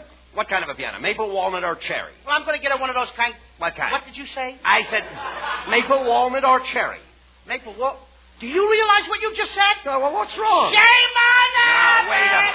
Wait a minute. Shame on Bud Abbott! Well, wait a what minute. you say? Now, take it easy. In front of 10 miles, our announcer. No. Shame on Bud Now, wait a minute, Lou. All right, all I said was maple, walnut, or cherry. Here you go again. I'm glad I found you out, Abbott. What do you mean? Now, what do you mean? You're a spy from the Jell-O program.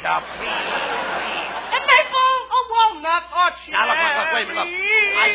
I simply asked you the kind of wood. Oh, wood? Yeah. Well, I know about the wood. What do you think I am, a woodpecker? No, certainly You not. think I go around tasting pianos? Did I ask you that? You think every time I see a piano, I bite it to see what flavor it is? Look, Costello, they make pianos out of different kinds of wood. My mother-in-law's piano is maple, so she has a genuine bird's eye. I know that. And she's got an eagle beak to go with it. Look, never mind my mother-in-law. Now, you've got a lot of nerve spending your money on Ruby, a girl you hardly know. You never thought to ask me if I needed money for my Christmas shopping. Do you need money, Abbott? Oh, well, now that you brought it up... now that I brought it up. Well, yes, didn't you just ask me if I needed money? Ladies and gentlemen, you have just seen what loose talk can do when it reaches the enemy's ears. Wait a minute. Slip of the lip can sink a ship. Now, wait. And I have just been scuttled myself. Now, look. Look, Costello, all I need is $50. $50? Yes. Now, look, if you lend me $50, what security would you want? A padlock, a pair of handcuffs, and a watchdog. No. And put your mama in a dungeon for security. Now, look. With your father. Well, now, listen. The only security I can give you is the word of an honest man. Okay, bring him around. I'll see what I can do for Now, you. look, Costello. You and I are pals. And to show you how much I like you, I'm going to let you lend me the $50. But, Abbott, all I got in my Christmas piggy bank is $40. Well, all right. Give me the $40 and you can owe me the $10. Okay, here's the $40. Okay. Now I owe you $10. That's right. Who owes who $10? Now, wait a minute. Just a minute. Wait. How much did I ask you for? You asked me for $50. And how much did you give me? I gave you all I had, $40.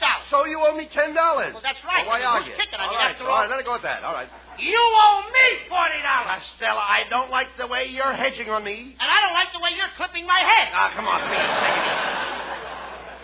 Give me back my $40. Oh, okay, if that's the way you feel. I don't want to do business with a man like you. Here's your $40. Oh, that's more like it. Now give me the $10 you owe me. Okay, here's the $10. All right. I'm paying you on account. On account? On account, I don't know how come I owe it to you. Believe me, this is the last time I'll ever ask you for the loan of $50, Costello. Abbott, look. No, never mind. How can I lend you $50 now? I only had $40 to start with. Oh. Now I only got $30. Okay, if it'll make you happy, I'll do you a favor. Give me the $30 and you can owe me $20. This is getting worse all the time. Now, wait a minute. Now, what's the matter? First I owed you 10, now I owe you 20. What kind of racket is that? Well, why do you let yourself run into debt? I didn't run into it. You pushed me. Abbott, did you ever hear the story of the 40 thieves? Well, yes. What became of the other 39? Costello, Are you the guy that says open, says to me? Now, listen. I'm surprised at you. I ad-libbed that. It's no good. Costello, I'm surprised. Please. Why, I'm just like Santa Claus. You're better than Santa Claus. You bet I am. You can give me a sleigh ride without any reindeer. Oh,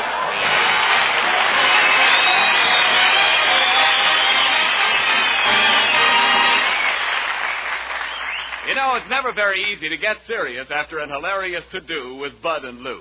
But your choice of a cigarette is so important to your throat and your taste that I want to take this moment to urge you to try Camels on your T-zone. That's T for throat and T for taste. See how your throat reacts to Camel's cool mildness. See how your taste enjoys the rich, full flavor of Camel's magnificent blend of costlier tobaccos.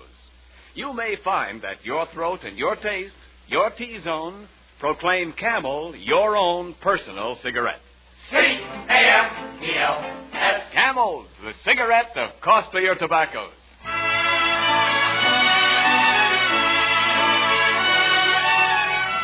Here's lovely Connie Haynes with her Christmas Shoppers Special. So grab your bundles, everybody, and let's all take a ride on the trot. With my high starch collar and my high top shoes and my hair piled high upon my head, I went to lose a jolly hour upon the trolley and lost my heart instead. With his light brown derby and his bright green tie, he was quite the handsomest of men.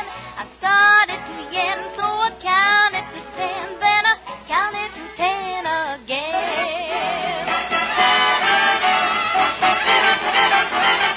Clang, clang, clang went the trolley. Ding, ding, ding went the bell. Zing, zing, zing went my heartstrings. For the moment I saw him, I fell. Chug, chug, chug went the motor. Bump, bump, bump went the brake. Thump, thump, thump went my heartstrings. When he smiled, I could feel the car shake. He tipped his hat and took a seat. He said he hoped he hadn't stepped upon my feet. He asked my name, I held my breath. I couldn't speak because he scared me half to death. Buzz, buzz, buzz went the buzzer. Flop, flop, flop went the wheel. Stop, stop, stop went my heartstrings. As he started to leave, I took hold of his sleeve with my hand, and as if it were planned, he stayed on with me, and it was grand just to stand with his hand holding mine to the end of the line.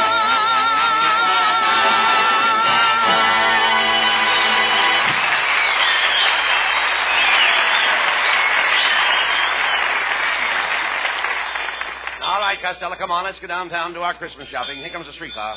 Clang, clang, clang went the trolley. All right. Stella, come here. You want to get hit? Get out of there. Come over here. Stand here in the safety zone. You know what? In the safety zone. Don't you know why those safety zones are here? Sure. If you get hit inside the white lines, it don't count. Oh. Be quiet, please. Here's the trolley now. Hey, Abbott. What? Look at the crowd on that streetcar. Never mind. Go on. Shove your way in. Oh, young man, you can't squeeze in here. Okay, babe. Let's wait till we get off. You got your one line. Get your dough and get... Hey, you fat boy. Come on, drop your fare in a box. Here's the fare conductor, and give us 2 transfers. You won't need transfers. No? Then how are we going to ride on the next car without a transfer? Just tell the next conductor that Orville sent you. Uh-oh. That guy's off his trolley. Oh, come on, Costello. Let's step back in the car and find a seat. Hey, look out for that man with that umbrella. Oh, my goodness, what happened? Somebody just took my seat. Say, you little short fat man, can't you reach that strap? I think so. Then would you mind letting go of my garter?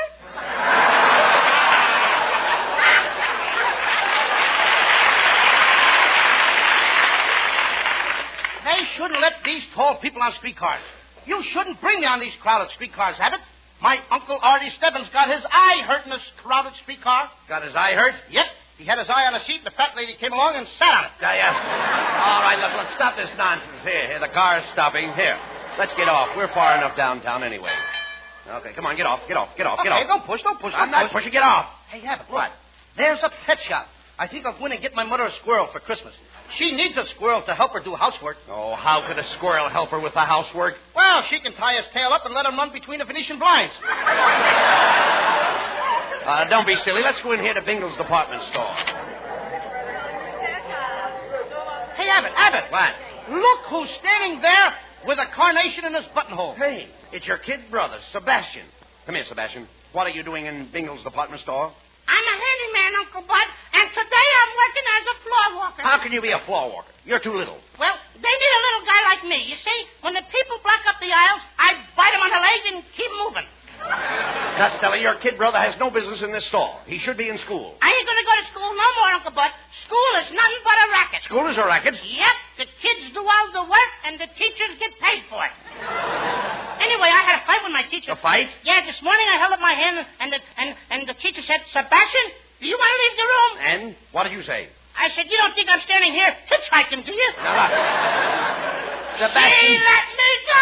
All right. I can imagine. Listen, Sebastian. Now, if you don't go back to school, I'm not going to give you this beautiful animal picture book for Christmas. Oh, now. but let me see the animals. Oh, isn't that a pretty nice book? Isn't it pretty? What's the name of this animal over here, Uncle Bud? Oh, you should know the name of that animal, Sebastian. Just look at that graceful body, the slim legs, and the long antlers. And... I don't seem to recognize it. Oh, come, Sebastian. You know this animal's name. Here, I'll make it easy for you. What does your mother call your father? Don't tell me that's a louse. Hey, look. Hey, Abbott, I gotta beat it. Here comes the manager. Lorenzo Grandi, as a manager, I'm dandy.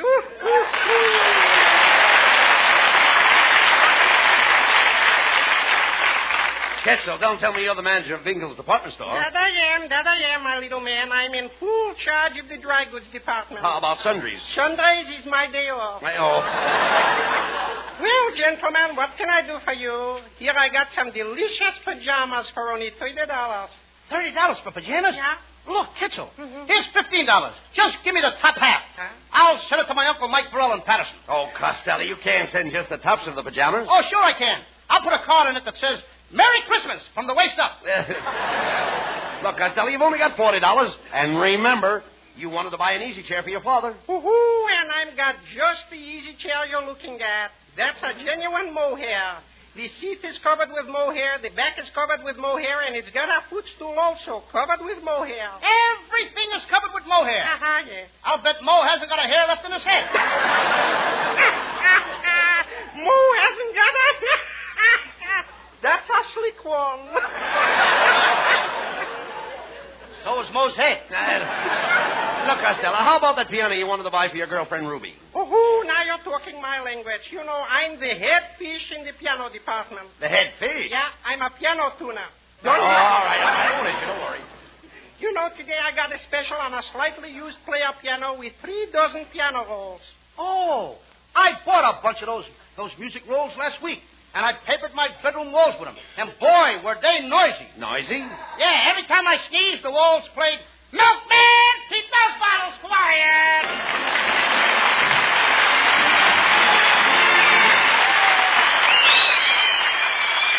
Headlines on front pages, cartoons in the magazines, photographs in the picture publications, all saying the same thing, cigarette shortage.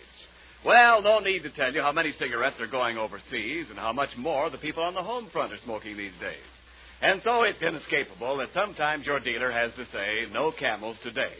But remember this, paste it in your hat and write it in your notebook, Camel's rich, full flavor and cool mildness make them worth asking for the very next time you buy cigarettes. War or peace, Camel is still Camel. C-A-M-E-L-S. Camels, the cigarette of costlier tobaccos.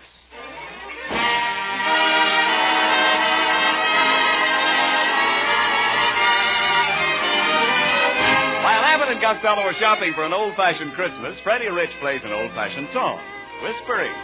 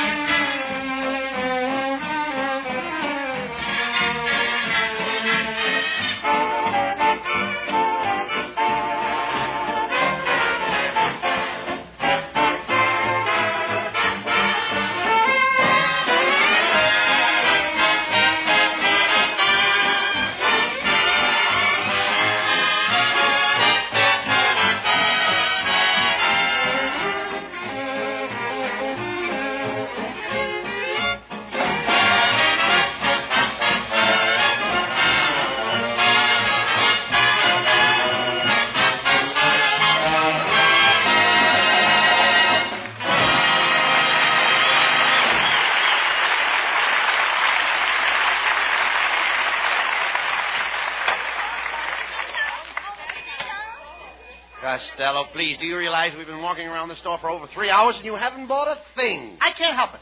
I can't find a piano I like, and I don't know what else to get my girl. Well, why don't you buy Miss Poolcue a diamond ring and get it over? I can't. I bought her a beautiful diamond ring last year. It was a beautiful 12-carat stone. Yeah? What a sparkler. It scares me every time she wears it. Are you afraid she'll lose it? No, but if she ever drops it, she'll have 7 years bad luck. Look, don't be silly, Costello. Say, have you noticed how bright and happy and cheerful all the shoppers Abbott, are? They should be. Have you noticed all that? Swell. Look at that gaiety. Yeah. They're all full of the spirit of Yuletide. Yeah, the Yuletide is all... Yuletide! Yuletide? Yuletide. You mean Yuletide. Yuletide what? No. But speaking of mules, hey, here's the shoe department. Now, that gives me a very, very bright idea. Why don't you buy your girlfriend a pair of mules? A pair of what? What do you say to a pair of mules? I say, whoa, or get out. I mean, if he's stubborn, I whip him. Costello, look, I'm talking about I a get pair... a jockey like Bailey, I put him on and whip him good. All right, I'll look, get him in. will you listen to me, please? I'm talking about a pair of bedroom mules. Oh, what? Bedroom mules. Bedroom mules? Yes. My wife has all kinds of mules in her bedroom. Red mules, green mules. She even has a pair of checkered mules. Abbott, did you see all these different colored mules with your own eyes? Why, certainly why not? I see them every night. In fact, I saw them this morning. All the colored mules? Every one of them. Let me smell your breath. There you are. Now behave. Look, you dummy. Doesn't your mother have mules in her bedroom? No, my father's very particular. Look. When your mother gets up in the morning, what does she put on her feet? Corn plaster. That's the... Oh, no. Please, no. She must have some kind of mules. Look, there are two kind of mules, silk and felt. Felt? Yes. Hasn't your mother felt mules? No, sir. She never touches any kind of animal. Oh, come. Especially when she's cooking. No, look. Forget about the animals, please. Look, every woman likes mules. My wife uses a pair of mules to go around the house in. What's the matter? Is she too lazy to walk? No. Look, when she gets up in the morning, she always slips on her mule. It's her own fault. Why don't she keep them out in the backyard? Right, listen. My wife needs her mules to keep her feet warm. You mean you all sleep in the same bed? Sleep in the same bed? My wife keeps her mules under the bed. For goodness sakes, don't the Board of Health complain? Oh, look, let's get the whole thing. Here I am trying to help you with your Christmas shopping, and what do I get? A lot of idiotic talk. Oh, pardon me, gentlemen. Is there anything I can do for you? We carry a full line of cosmetics: rouge, powder, lipstick, face cream, and cleansing tissue. Cleansing what? Tissue. Well, it seems kind of chilly, but if you want to kiss me, go ahead. You kiss me, and I'll kiss you. Costello, this lady is trying to help you. Yeah. Now you stop talking like that. No. She's trying to help you. That's what she's trying. Yes, yeah. No, she don't Well, want to... I have some lovely perfumes here. Take a whiff of this. It's called One Night in Paris. One night in Paris? Yeah. Take a whiff of this. My goodness, what is that? 5 days at the racetrack. Costello, look, let me handle this, please. Look, madam, my friend here is a little confused. He doesn't know what to get his girl for Christmas. Oh, well, maybe I can help. I wish you would, please. Yeah. What kind of a complexion does your girlfriend have? Is she fair, dark, or medium? She's speckled. Speckled? Do you mean she has a complexion of an olive? Yes, ma'am. Pits and all. Well, from your description of the girl, I imagine she could use one of our facial kits. One of your what? The lady wants to sell you a kit. What I want to buy a kit for? I'm going to get married and have kits of my own. Oh, no. You see, you don't understand. This is a beauty kit with full instructions. All your girlfriend has to do is apply some of this lotion. Then she covers her face with the white of an egg, some sour cream, and a keg of yeast. Oh, she did that once. Yeah, what happened? The next morning, she broke out in biscuits. Kiss you. Kiss her on that. Never mind, quiet. Never mind, no remarks, Costello, please. You silly boy, you tickle me. Oh, here we go again. You tickle me first. No. Abbott, you kiss her. I will not, please. Where did I leave off? Costello, look, if you don't buy something pretty soon, I'm going to walk out and leave you. Oh, now, just a moment, boys.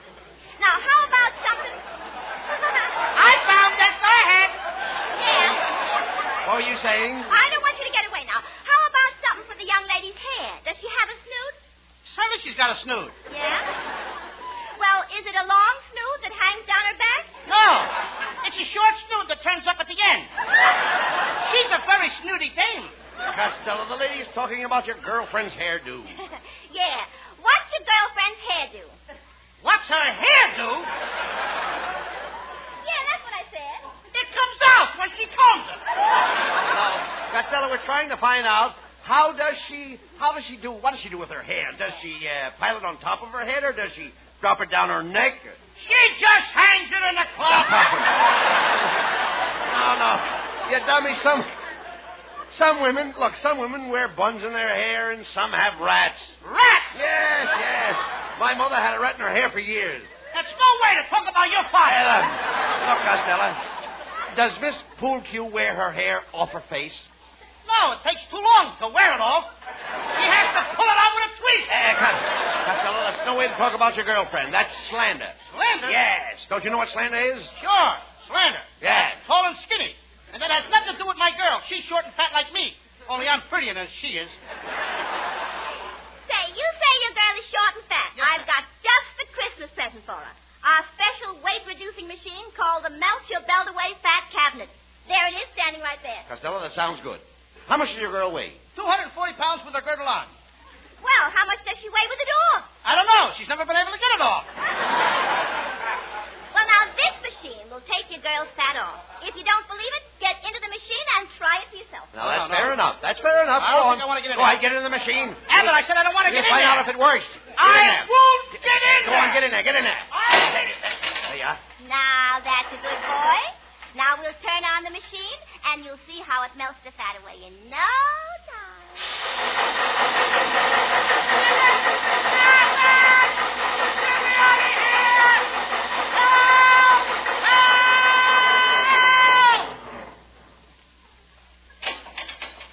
Costello. Costello, where are you?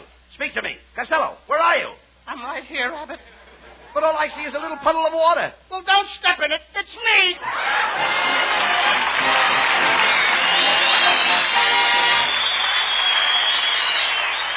Abbott and Costello will be back in just a moment. Thanks to the Yanks of the Week. Tonight we salute Sergeant Benjamin F. Lambeth of Asheboro, North Carolina, awarded the Silver Star for his gallantry in action in Italy. In one mission, he is credited with killing 25 Nazis, wounding 5 more, and scattering the rest in confusion. In your honor, Sergeant Lambeth, the makers of camels are sending to our fighters overseas 400,000 Camel cigarettes.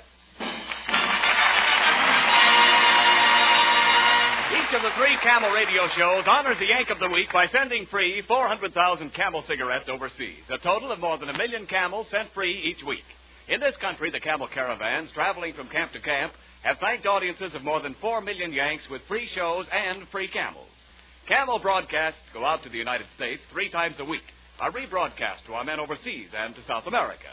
Listen tomorrow to Jimmy Durante and Gary Moore, Monday to Bob Hawke in Thanks to the Yanks, and next Thursday to Abbott and Costello. And now, here are Bud and Lou with the final word. Well, Costello, you bought presents for everybody. I hope you're very, very happy. Abbott, I could be a lot happier.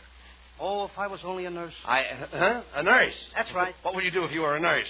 You know, Abbott, I read in the paper today that there's an urgent need for more Army nurses. Oh, yes, I know about that. And do you know, Lou, that any nurse who enters the Army Nurse Corps now will enter with the rank of second lieutenant, and there is ample opportunity for advancement. You know, I hope that all the nurses that are listening in tonight will join the Army Nurse Corps and give their country the best Christmas present of all. Yes, girls, write immediately to the Surgeon General, United States Army, Washington, D.C., or call at your nearest Red Cross chapter. Good night, folks. Good night, everybody. Good night, everybody. And I hope Commander Holsel feels much better. Good night to everybody in Patterson.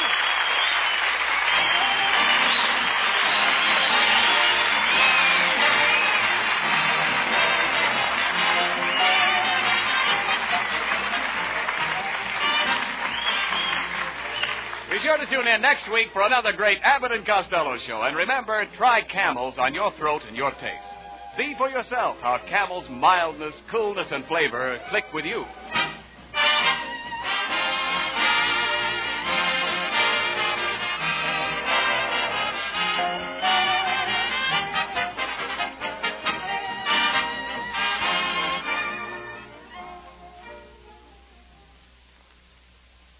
Here's a Christmas gift that will bring the man who gets it a lot of pleasure long after Christmas is over. A generous pound or half-pound package of Prince Albert's smoking tobacco with the bright holiday band. Every time he packs and lights his favorite pipe with this favorite tobacco, he will think of your thoughtfulness. His taste will thank you for the full, rich, yet mild flavor. His tongue will thank you for Prince Albert's gentleness due to the no-bite treatment. Another thing men like about Prince Albert is the crimp cut, which guarantees perfect packing, smooth drawing, and even burning right down to the last puff. You really make a pipe smoker's Christmas merry when you give him Prince Albert tobacco.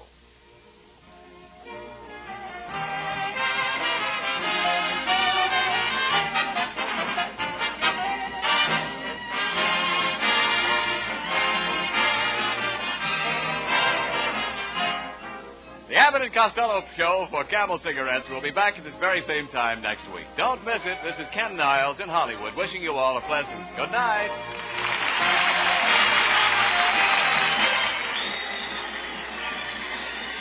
This is the National Broadcasting Company. The Abbott and Costello program.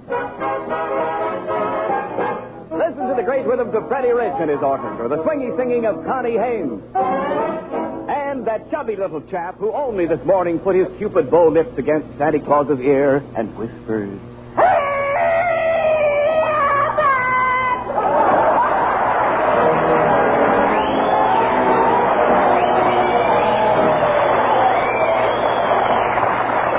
Costello, what are you doing here tonight all dressed up like Santa Claus? Oh, I'm putting on a Christmas party tonight, Abbott. Yeah? For my little brother Sebastian. I got the Santa Claus suit, a bag full of toys. I even got a sleigh. Now, how about the reindeer? The what? Don't you have reindeer? Not in California, honey. Look, where are you going to have this party? In your suite? My what? Your suite. You're cute, too. Look, talk sense. Christmas doesn't come until next Monday. Why are you having Sebastian's party tonight? I gotta have it tonight, Abbott. What do you mean? I simply gotta have it tonight. Why? Sebastian won't be home Monday. He's joining the Marines. The Marines? That's ridiculous. How could little Sebastian join the Marines? He's only 5 years old. He lied about his age. What a party this is going to be tonight. What a party. What do you mean? My whole family's going to be there. We're going to have an all-electric Christmas. An all-electric? All-electric Christmas. What do you mean by that?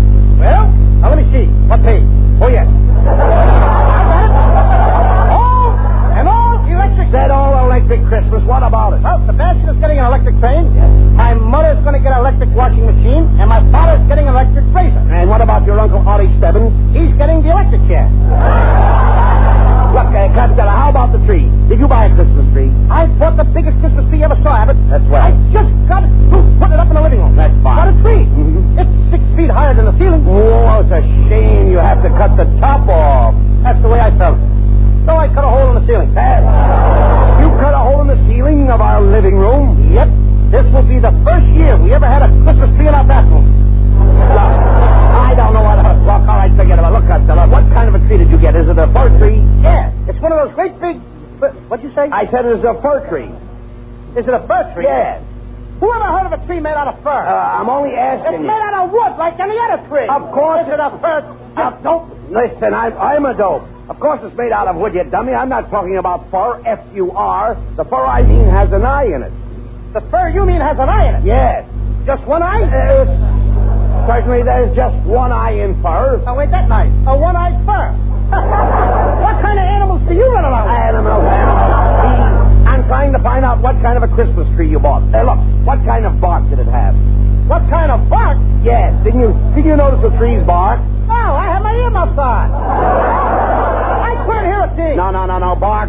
The tree's outside. The tree is outside? Certainly. What's it doing outside? Now, I thought I put it inside the house. Did you put it out?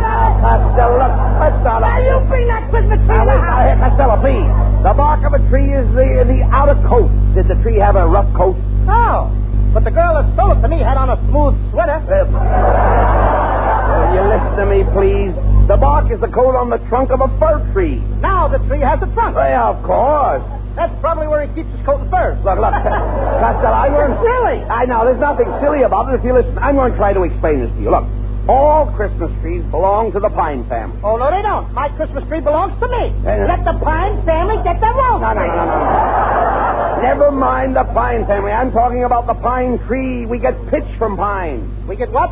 Didn't you ever get pitch from a pine tree? No, I never rode a pine tree, but I got pitched off a horse once. No. I'm talking about pitch. Pitch tar. Didn't you ever hear of pine tar? No, but I heard of a tree tar. Tree tar? Yeah, clang, clang, clang, went the tree tar. No.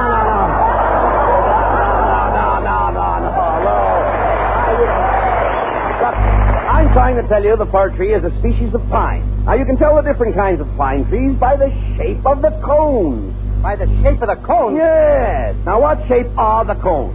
Well, you know the shape the cones are in. What are they? Well, Meyer Cone, he's short and fat like me, and Mrs. Cone is skinny like you. No. Look, never mind that. I'm talking about the cones in your tree. You're talking about the cones in my tree? Yes. What would the cones be doing in my tree? Now, I bought it from A. Yeah, Green. all right, never mind that. You bought it. Cones got nothing to do with it. Look, Costello, for the last time, you bought a Christmas tree, didn't you? Yeah. All right, now, a Christmas tree is an evergreen tree that belongs to the pine family. Now, it's a fir tree. It has a rough coat or bark. If you climb the tree, you'll find a bunch of cones, and they will be surrounded by long, sharp needles sticking in their limbs. Now, just a minute, Abbott. This time you have gone too far. Gone too far? That's what I said. What do you mean by that? I didn't mind it when you said that my tree belonged to the pine family. I thought you were only slightly crazy when you said the tree barked and wore a fur coat, and that keeps the coat in the trunk. But when you asked me to climb that tree and stick long, sharp needles into the limbs of my friend, the cones, not only have you impugned on my good name, but you have dragged me through the muck with Meyer, and Mrs. Cone is not going to like it.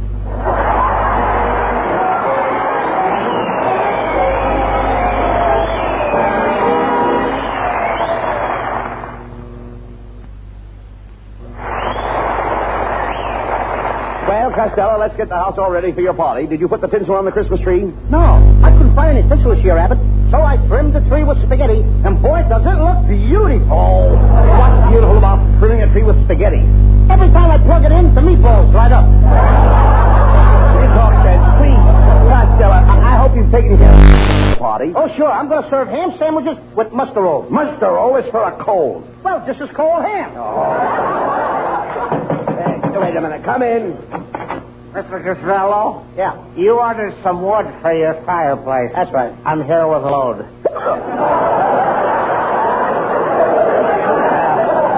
Where do you want me to put it? You'd better put it to bed.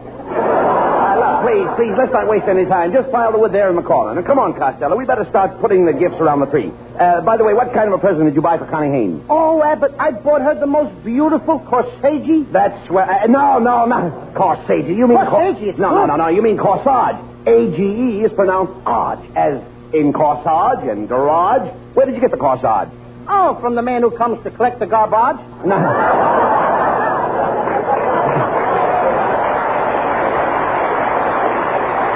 This is going to be a fine party, I can see. What in the world was that? It was me, Uncle Bud. Sebastian, what are you doing with that shotgun? It's a present for you, Uncle Bud. I was hanging it on a Christmas tree, and it went off. Well, I hope you didn't break anything. Do you know that mahogany door that leads into your den? Yes. Well, it's a screen door now. Oh, come on, Sebastian, run along. Say, I wonder where the holly berries and the flowers are and all that I ordered. You ordered flowers? Yes. Well, now, wait a minute. Can you think of anything nicer than flowers on the table? Yeah, meat and potatoes. Oh. Wait a minute. That's probably the flowers. Come in. And sugar and the flowers I am dandy.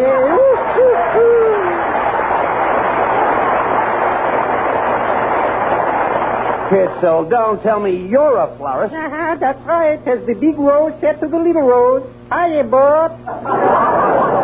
Yeah, but what did you bring this guy over for anyway? I don't want any flowers. The last time I smelled a nasturtium, I got a big bump on my nose. A nasturtium. Nasturtium. That's nasturtiums. There's no bee in it. There was a bee in this one. There was a bee. That stings. Look, pay no attention to Costello, Kitzel. By the way, what kind of flowers have you got? Did you bring me any pansies? No, I'm sorry. When I went out in the garden this morning, I discovered my pansies were drooping. Well, why don't you wear suspenders? Never mind that. What did you bring us, Kitzel? Well, I brought you some of those beautiful grass flowers. Grass flowers? Yeah, petunias. Gentlemen, how's about buying one of these beautiful holly wreaths? They come directly from the Catskill Mountains. Oh, what's so wonderful about that? Why, Costello, have you ever seen the Catskill Mountains? No, but I've seen the cats kill mice. Please. That was some joke, Never mind. No time for joshing now, gentlemen, for goodness sake, you're wasting my time, and time with me is money. Oh, yeah? Well, I'd like to take a peep at your income. What are you, an income thief? Yeah. You know, I'm a very busy man. Do you want to buy some flowers or don't you? Make up your mind, yes or maybe. Costello, let's see what Kitzel has in that box. Costello, for goodness sake, watch where you're walking. You just stepped on my puppies. On your puppies what? The plants you just broke are puppies. So what? I'll buy puppies some new ones, and I'll buy some mummies, too. Costello, you ought to be mummies some, too. You ought to be Either way, it don't mean nothing. I don't care. You ought to be ashamed of yourself. Come over here. You know what's wrong with you, Lou?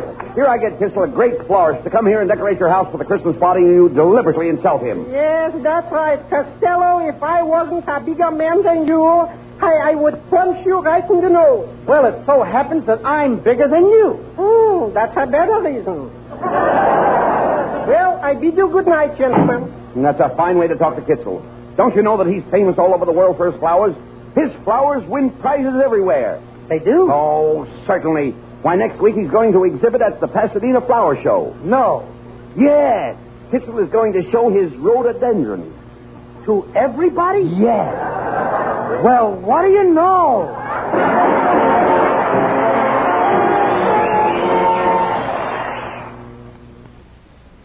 There isn't going to be any party.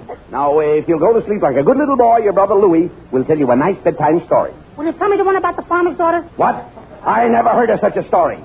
Get the character of my Uncle Bud. No. Costello, you've got to get this little boy to sleep. Why don't you sing him a lullaby? Okay. Go ahead. I'll sing him something. Come here, Sebastian, and sit on my knee. I'm going to sing a beautiful song about Christmas. Now listen to me. I'm a-dreaming of a white Christmas. I had a hard day today. Just like... You know, Sebastian, I was a little boy like you. And I was a bad boy, too. I remember how my mother...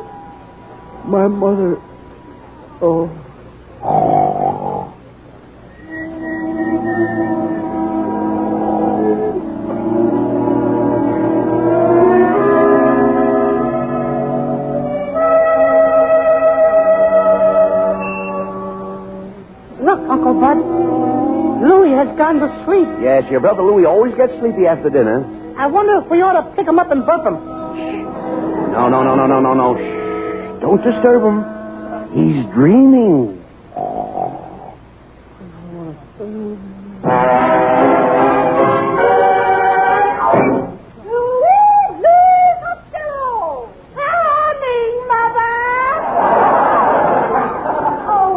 Just look at you, Louie, on Christmas Eve, too. How did you get your clothes so muddy? Oh, Ma, I was trying to pull a worm out of the ground. Well, what happened? The worm pulled first. Oh, I'll see who's at the door. You go wash your dirty face. Oh, why can't I just cover the dirt up with powder like you do? Merry Christmas, Why, it's the little Abbott boy and the Niles boy. Yeah, we came over to stay with Louie tonight. Kenny Niles' teacher's pet. Is your father riding a bird tonight, Kenny? Oh, Kenny's father riding a bird. Whatever gave you that idea? I heard his mother say he was out on a bat last night. Shame on you, Louie. Mrs. Costello, I'm no stool pigeon, remember? What happened is a snitcher! You shut your shut up. It's a dirty snitcher! And Louie came over... Knock that off my shoulder! I will after... I'll get around to you, Louie. Don't worry. Louie came over to my house and asked my mother to take off her shoes. Louie? Yes. Why did you ask Mrs. Abbott to take off her shoes? I heard you say she was getting crow's feet, and I wanted to see them. And they never flied an inch. Oh, now you children stop this arguing and get into bed immediately. And I don't want to hear another word out of you until morning. Now, good night. Hey, let's not go to sleep, eh? Let's wait up for Santa Claus. What do you say? Hey, listen to those sleigh bells. You must be Santa Claus. Look, he's parking up there on the top of the roof. Hey, he drives like my old man. Look, he's getting ready to slide down the chimney.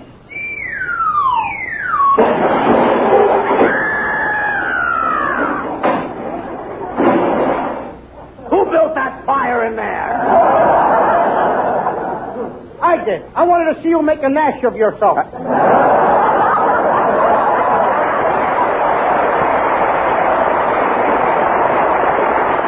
Gee, Santa Claus, I hope you brought us some nice presents. Only the boys who aren't listed in my big black book get presents. Louis Costello, I have a report I got from your school teacher. Wait a minute. Do you have to read it now? Yes, it says here that you painted all the blackboards red, you chopped off the legs of the chairs, you put a goat in the cloakroom, you filled the inkwells with glue, and you put frogs in all the lunch boxes. Yeah. What do you say to that? None of us is perfect. I'll get back to you later, Louis. Now, Buddy Abbott, what do you want for Christmas? Well, Santa, my mother told me to ask you for a new slingshot. Well, here it is. But why does your mother want you to have a slingshot? So she can get her garters back. You behave yourself, Louis. Yes, ma'am. What? Yes, sir. That's better. You got to be one or the other. Now, Kenny Niles, it's your turn. Here's a beautiful present for you. Oh, goody, goody. It's just what I always wanted, a nice little tinker toy. That's a great present for you, Niles. A little tinker toy for a big tinker. All right, Kenny, you and Buddy Abbott run along to bed. I've got something to say to this little Costello boy. Oh, thanks for the present, Santa. All right. Good night. Now, Louis Costello, let's see what else I have written in my big black book. Every naughty thing you've done is in this book. If he ever turns to page 8, I'm cooked. Aha! Page 8. He hit it right on the head. I see that a few years ago you flirted with a little girl in school. Is that true? Uh-huh. Did you give her your class pin? What class pin? I was only 2 years old. I gave her the only pin I had. Well, let's let the whole thing drop. That's what happened. That settles it, Louis. I'm afraid there's nothing I can leave you for Christmas. Nothing? You mean just plain nothing? That's right, Louis. A great big nothing? Yes. Maybe someday, when you've learned to behave yourself, I may come back again. Good night. Nothing at all. Oh, I'm a bad boy. Nobody likes me anymore. Even Santa Claus can't even stand me. Those two snitches, Buddy Abbott and Ken Niles, they both got presents. But I got nothing. I'm going to write a note, and I'm going to run away from home. That's what I'm going to do. Dear Mom and Dad, when you read this, I will be 1,000 miles away. And don't try to find me because I'm not ever going to come back anymore. Maybe when I'm old, about 10 or 11 years old. And then after I make $1 million, everybody will be sorry that they were so mean to me, especially those two snitchers, Abbott and that Niles. Listen, everybody, please don't forget to feed my little pet skunk twice a week. There's a clothespin hanging by his cage. P.S. Mom, don't forget to let my turtle swim in a bathtub on Saturday night. Please do this for me. Your loving son, Louis Costello.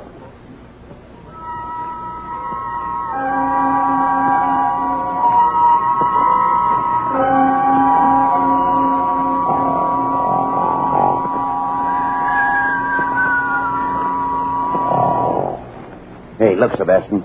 Your brother Louis is still sleeping. The poor guy, he went to sleep thinking that nobody was coming to his party. Yeah. Will he be surprised when he sees all the people? Come on in, everybody! Merry Christmas! Come on, Costello. Wake up, wake up. Wait a minute. What's going on here? We're all here for your party, Lou. Connie Payne. Oh, I'm glad you came. I've been waiting all year for you to sit up. Oh, boy, all year for you. Just to be Santa Claus for you. Come on, sit on my knee and I'll give you a big kiss. But Santa Claus wouldn't do a thing like that. That's the way they do it at the May Company. Boy, am I glad to see all you people. I had a terrible dream. That nobody cared about me anymore. Yeah. I was dreaming of a slight Christmas. I thought my friends had passed me by. Why, you know, Costello, that you're one fellow that we all think ain't as high. You are loved by both the kids and old folks, though you have whiskers on your jokes. May your life be merry and bright, and may all our Christmases be. Help me, Ma.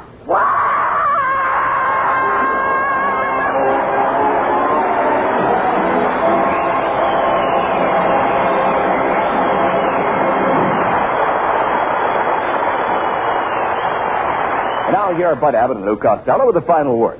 Thanks, Ken. Lou and I just want to wish everybody, everywhere, a very, very Merry Christmas. That's right, folks. And this year, hang a war bond on your Christmas tree so that our boys can hang a sock on Hitler's jaw. Good night, and a Merry Christmas, folks. Merry Christmas, everybody. Get well quick, Betty. Good well said, Daddy.